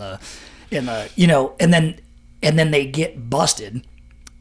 That's when the lid comes off, right? Yeah. And the cancel culture shit and like, I can't believe the president of Goya Beans or fucking food company likes Donald Trump. I'm never going to eat black beans again. I'm like, yeah, until your kid goes, Mom, I want a quesadilla with black beans. Bitch, you're fucking making a quesadilla with black beans. I don't give a shit what you say on fucking, you know what I mean? Yeah. What are you not going to feed your kids anymore? You're from a Hispanic community and a family. You're not going to cook dinner? Right. All of a sudden you don't like beans and tortillas and fucking green sauce. And, all of a sudden hot sauce is just not your thing. You're like, nah, fuck that. We're switching to hamburgers and hot dogs. Yeah. It's like virtue signaling. People like to put out on social media like something that, and I guess I've been guilty of it too. There's been certain things I haven't commented on because I didn't want to. I may have had a view and I was like, I don't know if it's gonna be favorable, so I'm just gonna keep it to myself. I think sometimes maybe that's a good thing. Maybe it's a good thing to just keep shit to yourself and be like, I don't need to share that. It's not really important. It's not gonna add any value, so I'll just shut the fuck up about it. But there's other times where it's like, I'm gonna share it, and like people, and Kathleen has mentioned this, and she likes your page just for this very reason that like people know where you stand. there's no fucking question about it. No. So it's very easy for you to like weed out the people that are just fucking, you know, like trimming the fat, you know? Yeah. Like, what, you know, an example would be when Floyd, you know, was murdered, and I mean, there's no debating that fact. The guy was on his fucking neck for over 8 minutes and killed him, right there on fucking camera. So and what I did is, you know, everybody know, or I'm gonna say everybody, I am a massive, huge Laker fan, right? Right. And you know, I don't know, man. People just flip out over shit that, one, is out of their control, but then two, that they think it's gonna, I don't know, hurt me or damage me or some shit. So LeBron James did a picture of Colin Kaepernick taking a knee, and then there, right next to it in the split screen, was the dude being kneel down his neck, and he's like, "Now, do you guys get it?" And I thought it was powerful as fuck. Yeah.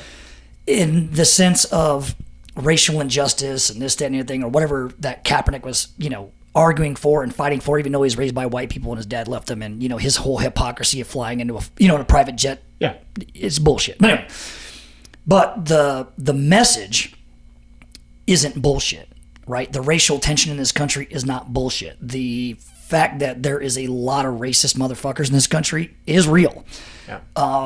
Somebody had said one time, it's like racism is like dust in your house. You know it's there, but you can't see it until the light hits it just right. But when the light hits it just right, it's all you can fucking see flying through the air is the dust particles, right? Yeah. And that kind of sat back for a second. I was like, makes a lot of sense. But it's not just from one race to another. I have a tendency to believe, and I've seen it, that people just in the way that they're raised, the shit that's said at their dinner tables, the way that they come up in life, creates stereotypes. It creates your thought process, and it just creates who you ultimately kind of become, unless you're smart enough to step back from the bullshit, read some books, get educated, have some real conversations with some people, go out and meet people, and you realize that, most of this is just, bullshit. Yeah. Well, when I did that and I posted that and I was like, hey, if you guys don't like this message and you want to unfollow me, knock yourself out. In like, dude, it must have been like 30 minutes. All of a sudden it was like, the numbers of people unfollowing me was hundreds of people. Yep. Right? And I just said, I'm like, hey man, and I posted the very next day, I'm like, hey, to the 400 people that unfollowed me last night, thank you. That just tells me all I need to know about you, fucking later. Yeah. And since then I've had 4,000 new followers. Right. So I don't know. I don't get it. I don't understand it. It just is. So people are so afraid to be their true, authentic self on social media because, like you say, is this going to piss somebody off? But who is that somebody? It's a stranger. Yeah. Right? There's 30,000 people follow me almost, and I know 50 of them personally. Right. Right? So how can I go through life thinking about the feelings of 30,000 fucking people? Yeah, fuck that. I can't. Yep. And that's power, too. I think a lot of people, we're all guilty of it, I think, in one point in our lives where we think people's opinion of us like matters. Yep. At the end of the day, it doesn't fucking matter, dude. Like you and I can walk into a room with 10 different people and we could give a speech or talk or whatever, do a podcast in front of them.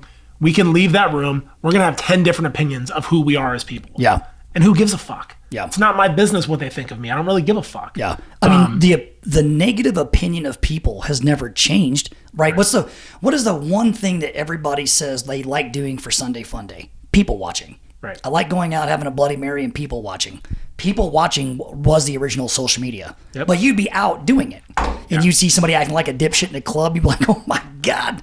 Whoo, man. That was the original social media, right? That was how you interacted. And so people's opinion of other people didn't just happen because social media. Right. It's just now you can say it instantaneously. Right. And people let strangers affect their mental health. Yeah. Right? And I say it all the time, I'm like, why would you let my opinion bother you? Who the fuck am I? I'm just a dude going through life. Yeah. No, so I think I agree with you that it has been a detriment. I don't know how to change it other than to put my best self forward, you know what I mean? And be authentic as I can and hopefully be an example for other people. Be like, hey, I tell it like it is. I'll throw it out there and hopefully people will see that and be like, I'm going to do the same shit. I'm not going to fucking fake the funk. Yeah. You know what I mean? I would say that people should be as open to other people's opinions that, as they would hope that, my audience would be to me. And an example of that was I posted that, King James post, right? Right. And a lot of motherfuckers flipped out because they thought I was just like, anti-cop, anti-this. Yeah, and I was anti-fucking the world and like how, and so a buddy of mine, really, really close friend of mine, I won't name drop him here, but former SEAL, really close friend of mine, I'm over at his house having a barbecue one night, and he goes, "Hey man, you know I love you, right?" And I go, "Yeah." He goes, "So what's up with this Colin Kaepernick fucking King James post and shit?" And I explained it to him. Yeah. He goes, "Man, I agree with you. However," he goes, "do me a favor, do some research." He goes, because I think that, and he goes, "Man, he goes, Colin Kaepernick's it was such a divide because of what he was doing. It wasn't necessarily the message. I kind of think the message got lost a little bit because of what he was doing." Right. And how he was doing it and this and that. And of course I'm like, hey man, freedom of speech is a two-way street. And those paid flyovers and the American flag and all the troops sitting in the stands, that's the government pays for that. They spent about $60 million in the last 5 years on shows, patriotic shows at military events. People think that's the NFL doing that. No, the military pays the NFL to do that. It's a good recruiting tool, right? And like, God bless America and all that stuff. But what he had said was, as we're sitting there talking, he goes, "I wonder how many cops were killed in the line of duty the year before Colin Kaepernick started doing what he was doing. How many were killed during that shit? And then how many were killed after his release in 2017? I was like, you know what, bro? I'm going to do the research. And I know shit did the research. And there was, these are not accurate numbers. This is just based off of my memory, but you can Google it. It's pretty fucking close. Let's say there was 58 officers killed the year before he took a knee. Yep. There was like 160 killed the year that he was taking the knee. Then he was released in 2017, and that number dropped to a historical all-time low. So my friend's point was, even though he's taken a knee about police brutality, which is real, the way that he's doing it, the way he's delivering the message, turned into such an anti-law enforcement hate message that dudes were like, "Oh, it's okay to fucking go out and do this." Right? Yeah. I'm a social justice warrior. And I'm like, well, you're going to be one getting fucked in the ass in prison for the rest of your life, but whatever. That's your choice. No one put the gun in your hand. So then I deleted my posts, and of course people were like, "What are you doing, man? I thought you fucking stood up for justice." And da-da-da-da. So now I started getting more shit, and I go, the reason why I deleted it, because I really realized through talking with my friends, through doing my own research, that Colin Kaepernick's message isn't my fucking message. King James's message, although I love him as a Laker, hated him as a Cleveland guy, obviously, but is not my message. And then I was like, man, am I that big of a pussy that I have to put somebody else's message? I'm just going to put what I think. Why do I need to do that to get some sort of effect or some type of emotional response from somebody? Me just being me, it should be enough. Yeah. And dude, I learned a huge lesson from that. And I went back, talked to him. I go, "Hey man, I need to talk to you in private." So he and I have a little sidebar at this house party. And I thanked him for it. And I said, "Hey, man, I really wanted to thank you for pointing that shit out." He goes, because I said to him, I said, "Man, I never would have done the research, never would have thought about it." You know what I mean? Yeah. And I thanked him. I go, and most, that could have turned into an argument that got so deep, so heated, and full of such hate and venom that we could have literally never talked to each other for the rest of our lives. Right. But it's like, why would I'm letting an external situation I have zero control over affect my personal life, my relationships with friends and family. It's not worth it to me. Yep. So, but what is worth it is the truth. What is worth it is the research. What is worth it is your own internalization and deciphering all these fucking things that are happening and trying to make sense of it. And at the end of the day, I don't give a flying fuck about Colin Kaepernick. You know what I mean? Right. Like, I don't give a shit if he ever plays again. I don't care how many, right. It doesn't matter to me. Yeah. So why create that much hate and discontent in my own life for some dude I've never even met? Had it been true, or not, as I'm saying, had the statistics been the reverse, I could have come back to him and go, "Hey man, you got the wrong message, dude. Right. You're wrong. This is what really is going on." But he was 1,000% right. And that's when I was like, yeah, I'm gonna delete that shit. Yeah. No, it's crazy though, and I think it's sad. I mean, it's good that you went and did the research and like informed yourself on kind of what the actual numbers were and whatnot. But I think it's a bummer that you post something and then people unfollow you. I think that's one of the biggest problems on social media and in just our culture as a whole is the fact that like you can't even share something without people just being so offended by it that they just fucking delete you. And it's like, don't you want to stay open to new information? Like, why don't you have a constructive, like, conversation about that? Yeah. You know, and like learn something in the process. And, you know, it's like I had a conversation with one of my buddy's wives, and we sat down at a bar, and she's like, oh, you don't drink anymore? And I was like, no. And she's like, then what are we doing at a bar? And I was like, you said you wanted to come here. I was like, you want to come here to have a drink and eat some food or whatever? And she's like, are you okay being here? Yeah, I'm totally fucking fine. I'm just choosing not to drink. It's all good. And so we're sitting there having a conversation, and she asked me who I voted for. She's like, who did you vote for in the last election? And I was like, Trump. And she's like, okay, whatever, this conversation's over. And I was like, you know, see, that's the problem there. That's the problem. That's the problem. It's like you she didn't asked even me, ask you why you voted for right. him. You asked me a question, I gave you an answer, and you just end the conversation. You don't want to know why I voted for him. You don't want to know what my logic was, what my reasoning was. You just know that I voted for a certain person. Yep. Because I maybe didn't want to vote for the other person that he was running against. And that's it. That's the end of the conversation. Well, for most people, it doesn't take more than she's a woman, I'm voting. Right? And I get it. It's like when Obama, like landslide, no bullshit, historic victory, crushing motherfuckers in that election. Let me just be honest. Yeah. He was articulate. He spoke to me. He's like when he's talking, it's like very articulate. It doesn't sound like a dipshit up there. And think about who was the president before that and everything that was going on in the world. And so America traditionally doesn't like that much hate, discontent, and tension. So they're going to vote and change, right? But for me, it takes more than a clit and a slit to be like, oh, the glass ceiling. I'm like, nah, Hillary Clinton's a fucking scumbag bitch. Right. And I will sit here and argue with anybody about it. You know what I mean? Yeah. And I'll just point to this, like when you go into a political position to serve the country and to be a proponent of the American people, but you go in with credit card debt and you leave with a net worth of $300 million, you are fucking around. Something's fishy. Your shenanigans are going on, dude. Right. You know what I mean? Yeah.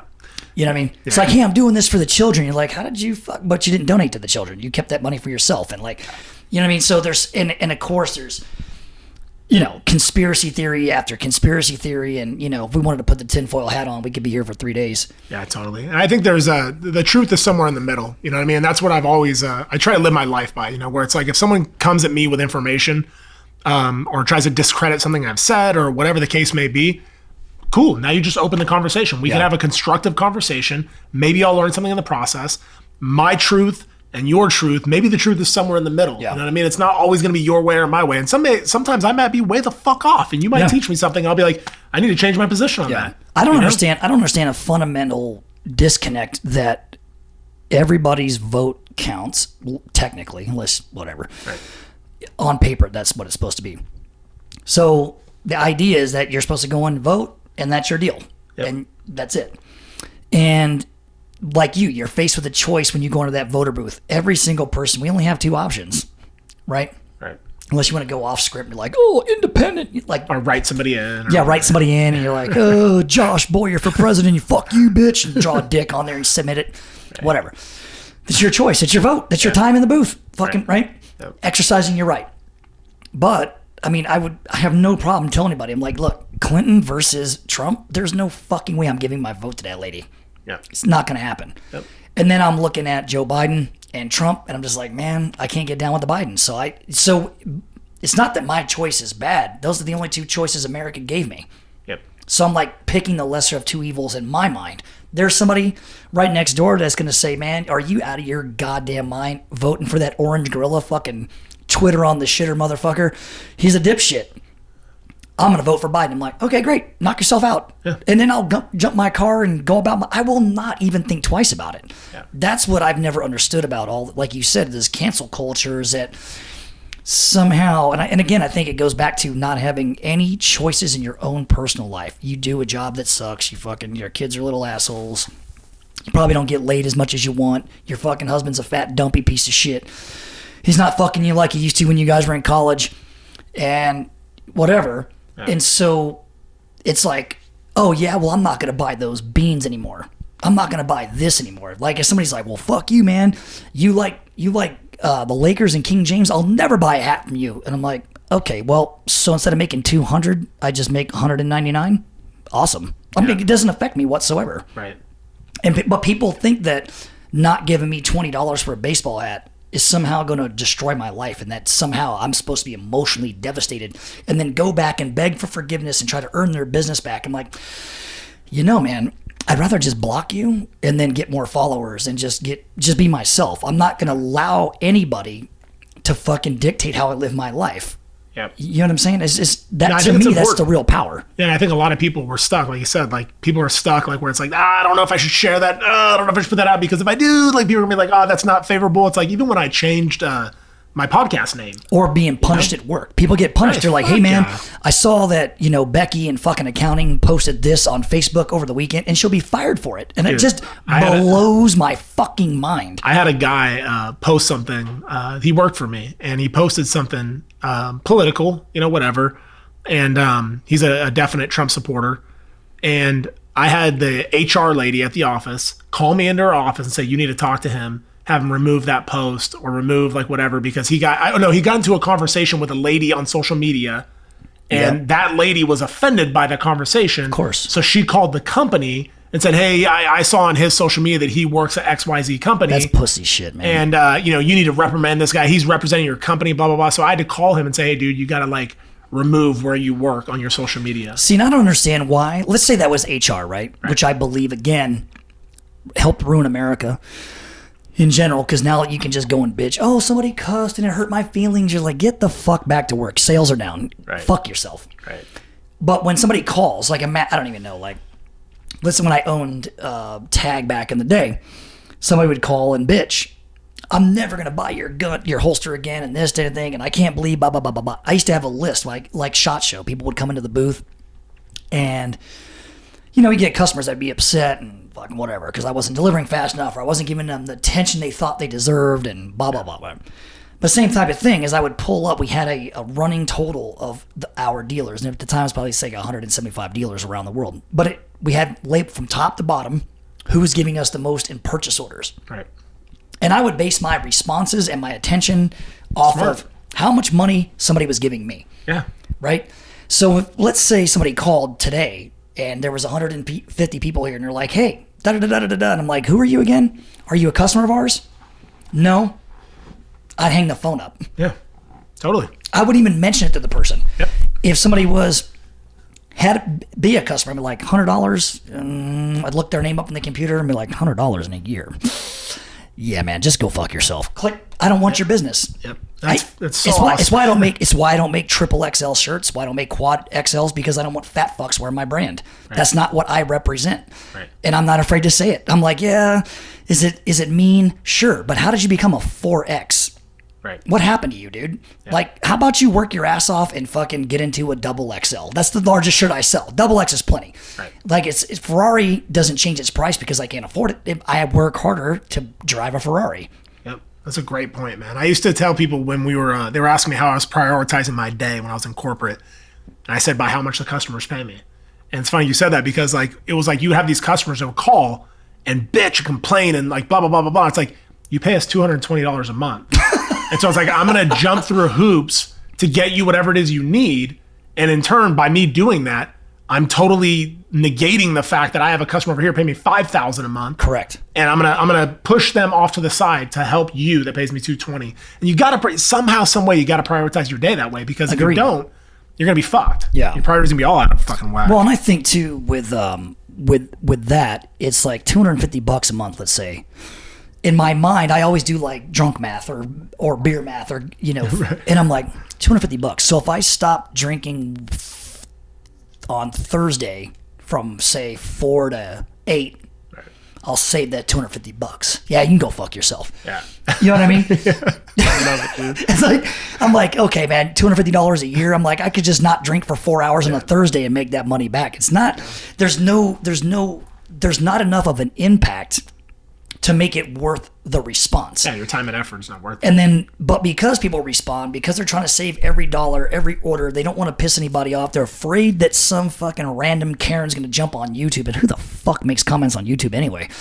But, who cares? So what? Dude, the internet's never going to go away.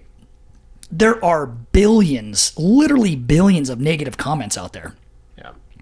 And again, if you're on YouTube reading a negative comment, they're like, "Oh, 1 star," and then you let a random Yelp review determine where you're going to eat.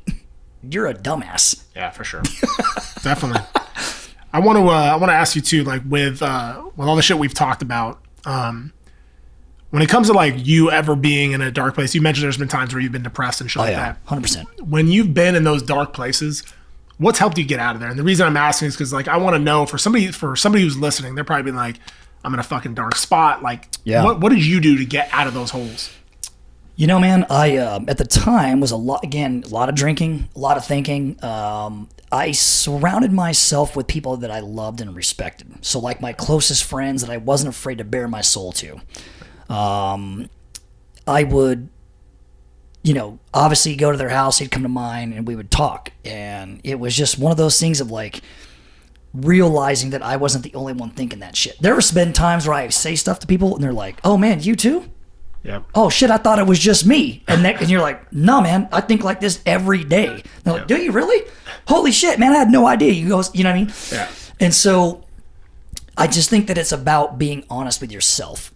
You have to be very brutally honest with yourself. You can't be afraid to expose the things that you believe are holding you back and bringing you down.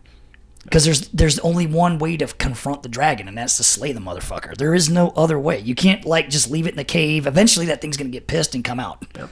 You know what I mean? Yep. And so there's only one way to deal with it, and that is to confront it, realize that you're not alone. There are literally hundreds of millions of people just like us that deal with everyday life, that are depressed, that sit in the car and they're like, "Fuck, man, why did I ever marry this bitch?"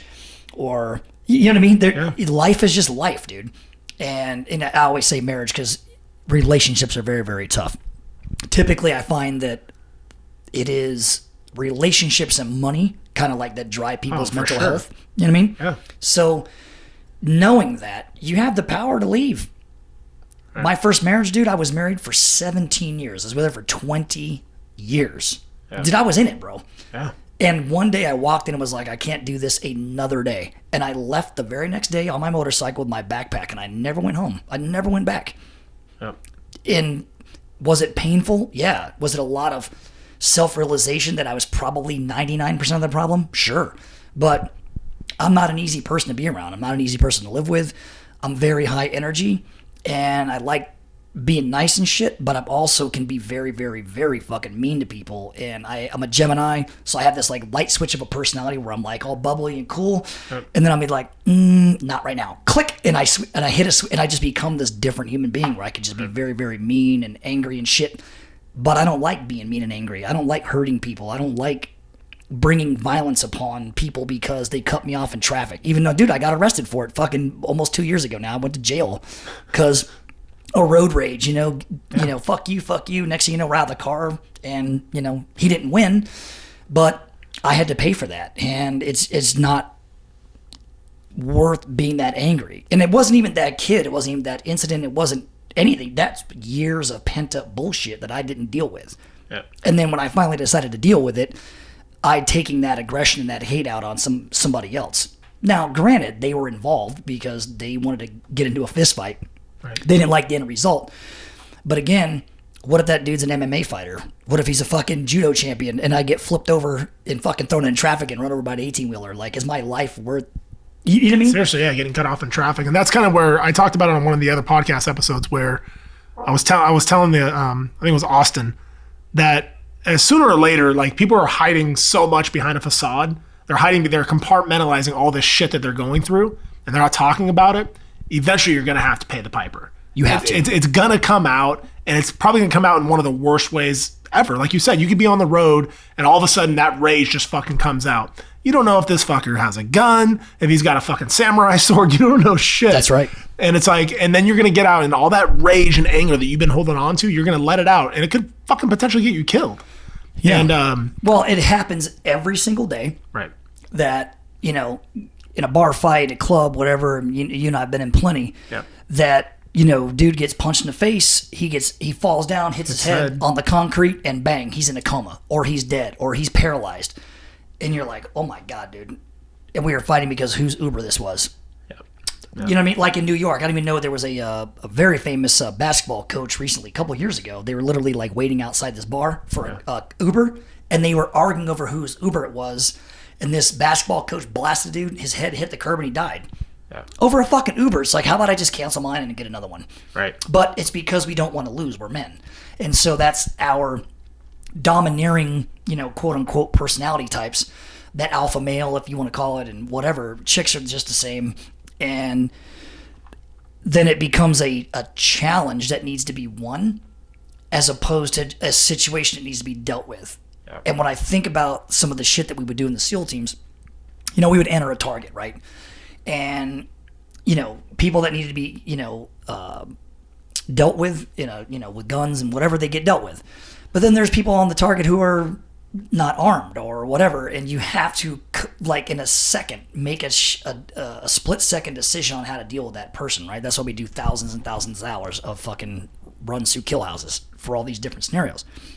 But if in the heat of like actual combat or training, if somebody can make the decision to shoot, not shoot, and treat somebody with kids' gloves as opposed to beating the fuck out of them, zip tying them, then I could do that on the street. You know what I mean? I chose 100%. I knew what I was doing.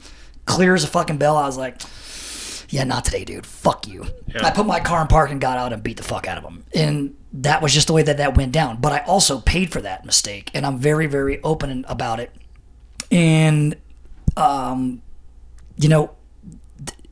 those are just words. When you think about it, but I talk a lot of shit about, hey, man, fuck that guy's words and this and that. But there I was caught up in a situation where I let somebody's words affect me.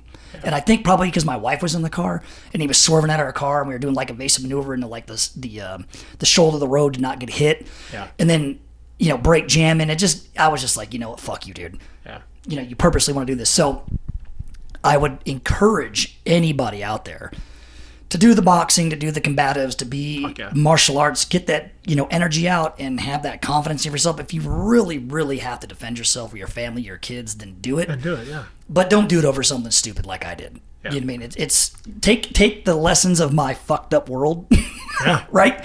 And just don't do that. Yeah. I was telling Kathleen, we were in the car one time, we had a similar situation where the guy was like fucking brake checking me, like swerving into the lane and shit. And she could see like my fists were just fucking like on the steering wheel, like, dude, I'm gonna fuck this dude's world up.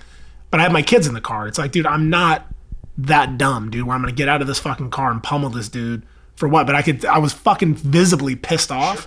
So it's like, I go home, what do? I fucking hit the heavy bag. It's like, right. I'm gonna go in the garage and I'm gonna beat the living fuck out of that heavy bag just to move that like the anger hate. And that hate, dude. Like, get it out of me, dude. Like, I don't want to hold on to it. So that would be my like, I guess, advice for anybody out there that's struggling is like, somebody hit me up on social media the other day asking about like what's some advice I can give them for getting over the hump. And it's like, listen, get out of your own head, man. Like, get out of your own head. Go do something physically challenging. Sure. Do something that fucking literally... Wear yourself the fuck out. Seriously. Like, the other day, I did a walk that was supposed to be 33 miles. I was like... And why I did it was because I felt like I was kind of in a rut. I was kind of going through, like, with the whole COVID shit going on. It's like, I'm not traveling as much. I feel like I'm kind of stuck. And I'm like a free-spirited dude where I need to get out and do shit. Yeah. So I was like, dude, I need something to, like, get me out of my own head where I'm not just sitting here thinking all day. So I was like, dude, I'm going to go on a 33-mile walk. It sounds easy, you're just walking. It's no big deal. 33 miles is no bullshit. Yeah, so like I got to mile 14, 15, and like my body was pretty much broken. Like where I was like, dude, my feet are fucked, my knees are fucked, my back, my hip flexors were killing me. And so I went another 11 miles after that. I went to 26.4 or some shit like that. Mm-hmm. And but I can tell you what, like nothing mentally that I had going on before that mattered while I was in that moment. Nothing, like all that, like whether it be depression or just anxiety of like just sitting around waiting to see what's going to happen in the world, the kind of a lot of uncertainty. Yeah. None of that shit mattered while I was doing that. Yeah. Well, I went to the VA and got a bunch of pills. Like if I pulled my pill box out right now, it's probably fucking 15, 20 different medications. So of course, I'm, this was years ago, but the VA is like, oh, you got to take this, you got to take that. And next thing you know, man, I remember one day my wife was driving the car and I was staring out the fucking window and she was talking to me and she's like, hey, what the fuck are you doing? And I was like, what? And I turned and she's like, you're just like staring out the window like a weirdo, like a fucking zombie. She's like, it's all those pills you're on the VA. And I'm like, well, I'm just trying them out because they say I'm supposed to take them. And she's just straight. She goes, dude, I don't like you like this. I'd rather have you a little bit angry sometimes than just staring out the window like a goddamn dipshit. Yeah. So I stopped taking them. And I was only on the pills for like, a month and a half, something like that. But I have the pills or whatever. And it goes back to like what you're saying is, can I do something else that's going to, distract me so I can, beat myself up and go for a hike and bike ride and kayak, whatever the fuck it is, man. Go do judo, fucking BJJ, whatever the fuck it is that you're into, darts, find something. Yeah. People will take these pills and they're like, oh man, I feel good. You're like, no, you don't. It's a Band-Aid. It's a Band-Aid because you're not addressing it, you're not fixing it, you're not growing, you're not changing, you're not adapting. All you're doing is taking a pill to numb your receptors in your brain, the receptors in your whole body, to alter your actual reality. So you think that you're okay, but no, man, you're really, really fucked up. And so I never wanted to be a pill popping alcoholic, zombie, like, oh bro, fucking VA, fuck me. Nah, man, I just, and again, man, we have thousands of living examples around us of people who chose that path, and you can really see it. And you're like, nah, man, I'm going to go the other way. Yeah, for sure. Now, I think it's important, man, for people to, with mental health, to like take the bull by the horns, man, and like take charge of your own life, whatever that is for you. I mean, some people, I'm not, I used to be anti-pills, like completely, whereas I do fuck pills. You don't need pills for anything. But since, through education and like learning and listening, there's certain things that some people like, hey, you have a thyroid fucking issue and that can't be controlled through diet and exercise. Okay, you might have to take a fucking pill for it, or if you have something that's like a disease that you can't control with diet and exercise, okay, I'll cave to it and say that there's a potential that you might need to take some medication for it. But most things can just be fixed with just changing your fucking state. Diet and exercise, man. Diet and exercise. Take some fucking cold showers. It's very basic, right? Right, for sure. Yeah. If you can't sleep and you're tossing and turning, like you see it on Instagram, right? A lot of people post memes about how they can't sleep. It's 3 o'clock in the morning. I'm like, all right, I get it. But the last time I couldn't sleep at 3 o'clock in the morning, I got out of my bed, put my running shoes on, and I went and ran fucking 4 miles. And I came home, took a shower, and I passed the fuck out. Yeah. I mean, so the reason why is it's because the mind is so consumed with, everything going on. The kids, the life, the business, the relationship, the bills, it all stacks up to the point where people's minds can't relax enough. Right. Yep. But like you're saying, if you go out and beat yourself up, one, you're going to get in better shape, so that's good. Yep. Two, you're going to have mental clarity. And dude, over a 3 or 4 or 5 mile run, you can come up with a solution for whatever's bothering you. Trust me. Totally. And that's the other thing too, is like a lot of people that are sitting there right now listening to this podcast episode, we're all kind of under the same kind of restrictions, like with the COVID, like a lot of things are closed. We can't like be around people too much, blah, blah, blah, blah, blah. Use this time. I mean, seriously, I'm not trying to beat anybody up, but like use this time to like better yourself a little bit. I started off in March with the whole COVID thing. I was 218 pounds, 219 pounds. I'm now sitting at 196 to 198. I fluctuate. So I've lost 20 pounds in the matter of April, May, June. So 4 months, I've dropped 20 pounds. It's crazy. That's a lot of weight. It's a lot of fucking weight to drop. A lot of weight. And it's like, I'm not going to say that, I'm just such a badass. I dropped 20 fucking pounds. The point is that like anybody can fucking do it if you just make some minor changes in your life. That's fact. Yeah. And it makes me feel better. I feel like lighter. I can do push-ups better. I can, like, my body moves better because I'm not carrying all the fucking fat, and it also helps your mental stability and your mental health because you're doing something to better yourself and you're seeing results. Yeah. You're seeing a positive result from all of that effort. Yeah. And that again goes back to being on the hamster wheel of life. If you're in the same job around the same people, and it's the definition of insanity. You keep doing the same shit over and over again, expecting a different result, right? Everybody's heard that that saying before. But again, that helps your mental health because you are seeing those changes, and you're like, I did this. You're 100% in control. Yep. You know what I mean? Yeah. I also like the challenge of it all. Like Kathleen told me the other day, like, oh, you've never had a 6-pack, and you probably never will. And I know her telling me that was just a fucking poking the bear kind of thing. Like, sure. Watch me now. You know what I mean? Like, so now it's like challenge accepted. I'm gonna show you. That's when I just pull up some YouPorn and I'm like, hey, but you'll never be Veronica. You know what I mean? And they're like, you'll never be that. Right. Yeah, no, I took the high road on it. I was like, it's all good. I never had a six pack. Okay. Because I thought that I did. I was like, no, I was in pretty good shape.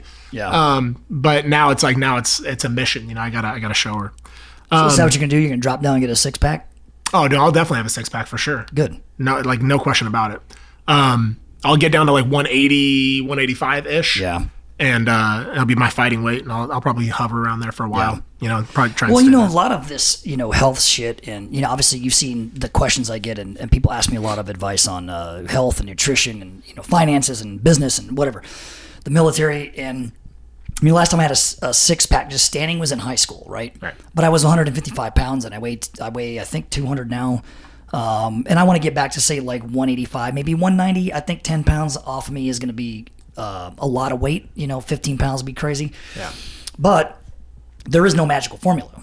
Yeah. It is just putting in the effort and being in a caloric deficit and, hey, is it keto? Is it this? Is it that? I'm like, no, dude, it is being in a caloric deficit. If your body needs 2,200 calories in a day and you work out and you consume fucking 1,800 to 2,000 calories, you're going to be in a caloric deficit. Your body is naturally going to burn that fucking fat.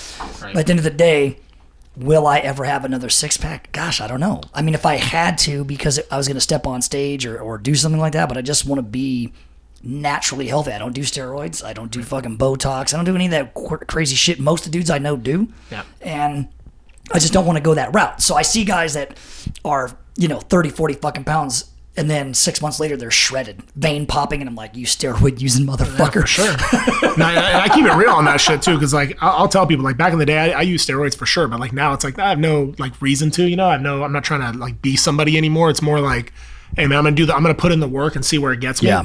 Will I ever use steroids again when I get older? Maybe. I might do some GH. I might do some steroids when I'm like in my 40s or 50s. Sure. Probably. I don't know. Well, and there's things that you're eating for your blood type. I'm a B positive, so when I look at the foods that I eat, and you look at it, and it's like, hey man, here's the foods that are really, really bad for you. It's like bad for your body. Yeah. And you're like, oh man, I had no idea. So I just avoid that kind of food. Or, there's the 23andMe and all that DNA shit. Yep.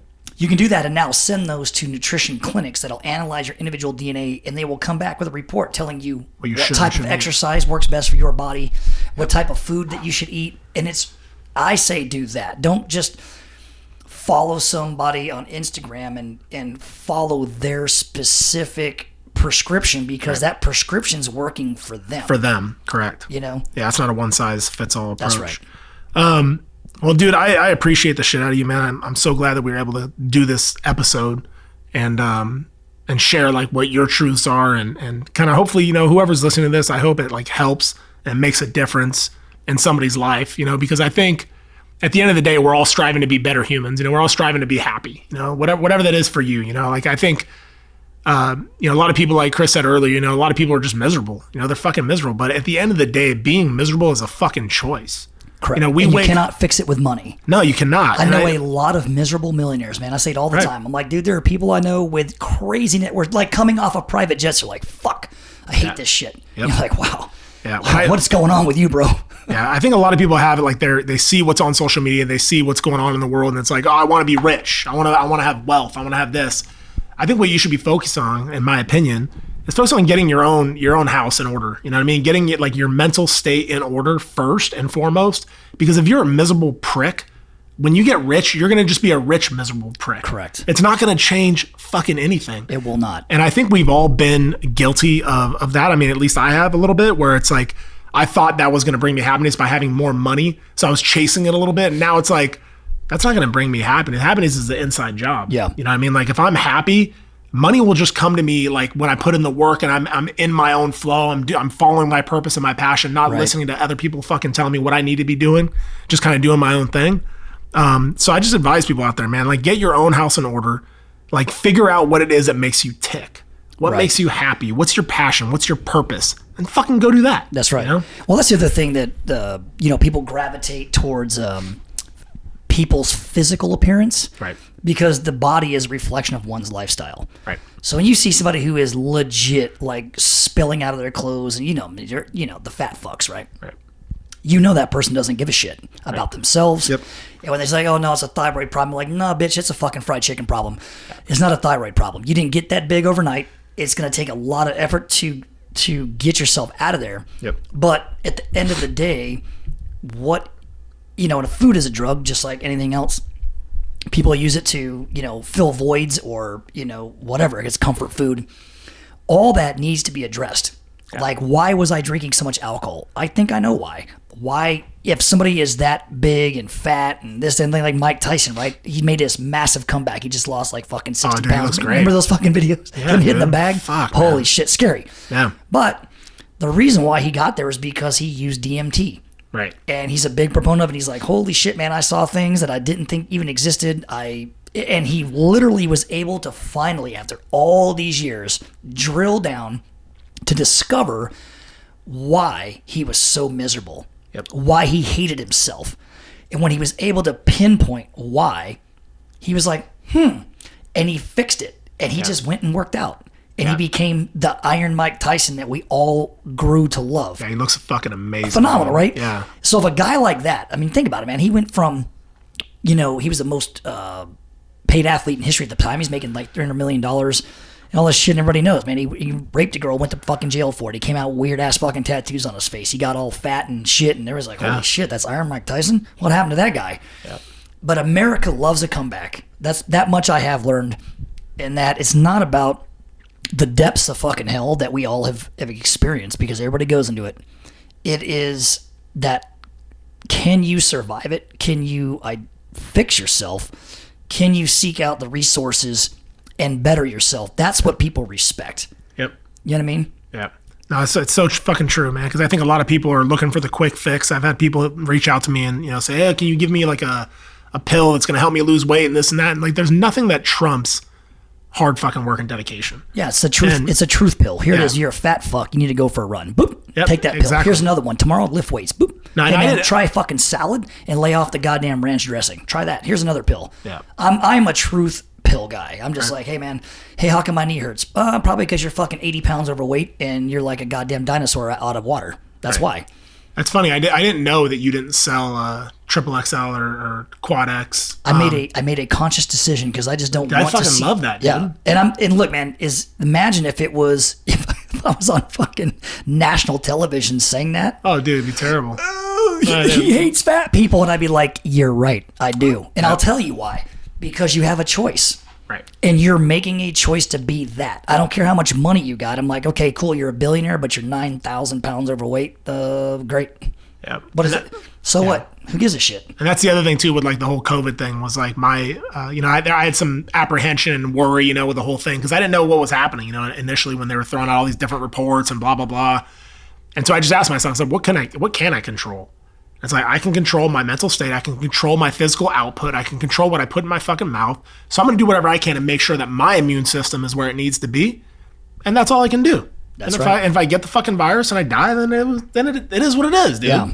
I cannot control if that virus gets me. Right. I can't do it. Yep. Now, and again, we were talking about it earlier today, was this the mental weakness of people? Yeah. And like putting a mask on or a bandana on, like, does it work? Does it not work? I mean, I don't know, man. Yeah. Who knows? Maybe it does, maybe it doesn't, but I'm not going to let something, the thickness of a woman's pair of panties take me off my mental game because I got to put it on my face to get a hamburger. I'm like, who cares? People let the smallest things literally destroy their entire day. Derails their day. Well, an example, like most people listening to this, when they wake up in the morning, alarm goes off, the first thing they do is grab their cell phone. Oh, yeah. And they pull it up, bang, they see what emails are there, any missed calls, any voice messages, and then right to social media and news, whatever they're watching. Yep. And before they've even finished their first cup of coffee, their day is fucked. Yeah, it's true. Yeah, so I think that's actually a good pointer. Is like, and I did that for a while. I kind of got back into old habits, but I was putting my cell phone downstairs when I go upstairs to go to bed. I would just leave it downstairs because I was doing the same shit. I would wake up, fucking grab my phone. It's like, fuck, man, why am I doing that? It's like that instant gratification, dopamine rush of like comments, likes, whatever. I was like, I don't need that shit. I don't even want to start my day with my phone. I'm going to leave it downstairs. It's like, my family's fucking here. If there's an emergency, my family, the people I care about most are right here in this house. That's right. We're dialed in. We're good, I don't need my fucking phone on me. It's not that fucking vital and important, Yeah. Well, I mean, think about it too, man. Like, guys like me come from a time where safe sex was a padded headboard, right? That was, you know what I mean? And we didn't have fucking cell phones. Yes. And I mean, I was there when the internet was invented, for fuck's sake, dude. When Al Gore invented it? So, we would just like leave the house. Yeah. Mom and dad be like, hey, it's nice outside. Go outside. And we would leave. And we would go out without a fucking Camelback and about a Hydro Flask and a fucking Yeti cooler of snacks. We would just leave the house. Yep. And we would find a rock and a stick, and that was a football and a baseball bat for the day.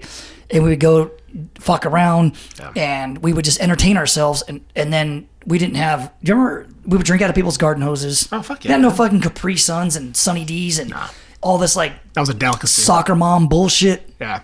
Fucking fruit roll-ups and come on in, guys, snack time. Yeah. It's not how I grew up. Not me either. And we would just go outside all day and fuck around, and we would come back at dinner time and destroy dinner, and that was that. Yep. So, the way that society is now, people believe that like now it's like, I'm gonna go on vacation and turn my phone off. You're like, wow, bro, you flew to Hawaii so you could shut your phone off. Why don't you just power it off right now and throw it in the center console of your fucking car and not touch it for a week? Yep. That's how weak we have become and how dependent we have become on this little computer in our hands.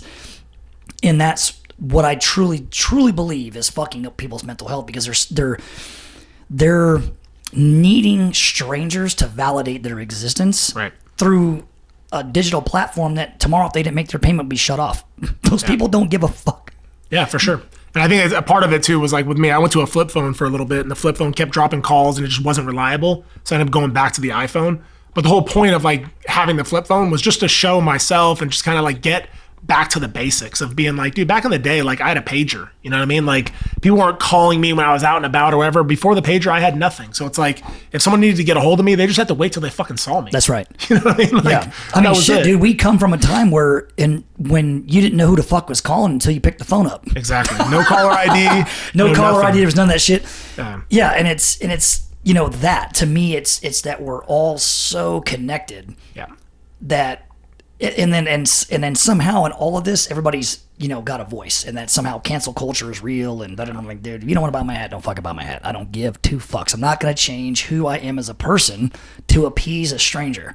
Yeah. The moment that society gets on board with that and goes back to that way, we're gonna be a lot better. Yeah. Well, dude, I appreciate the shit out of you. I really do hope that like you keep doing the shit that you've been doing since you've been on social media, since we've been friends. And that's like just sharing your truth, whatever it is, and not giving a fuck what people think about it. It's like, hey, dude, here's the deal. And like the other thing that I value is the fact that like when someone brings you information like your buddy did, you're willing to hear that information and be like, what, I'm gonna take that into consideration, and like, yeah, maybe you were right. Yeah.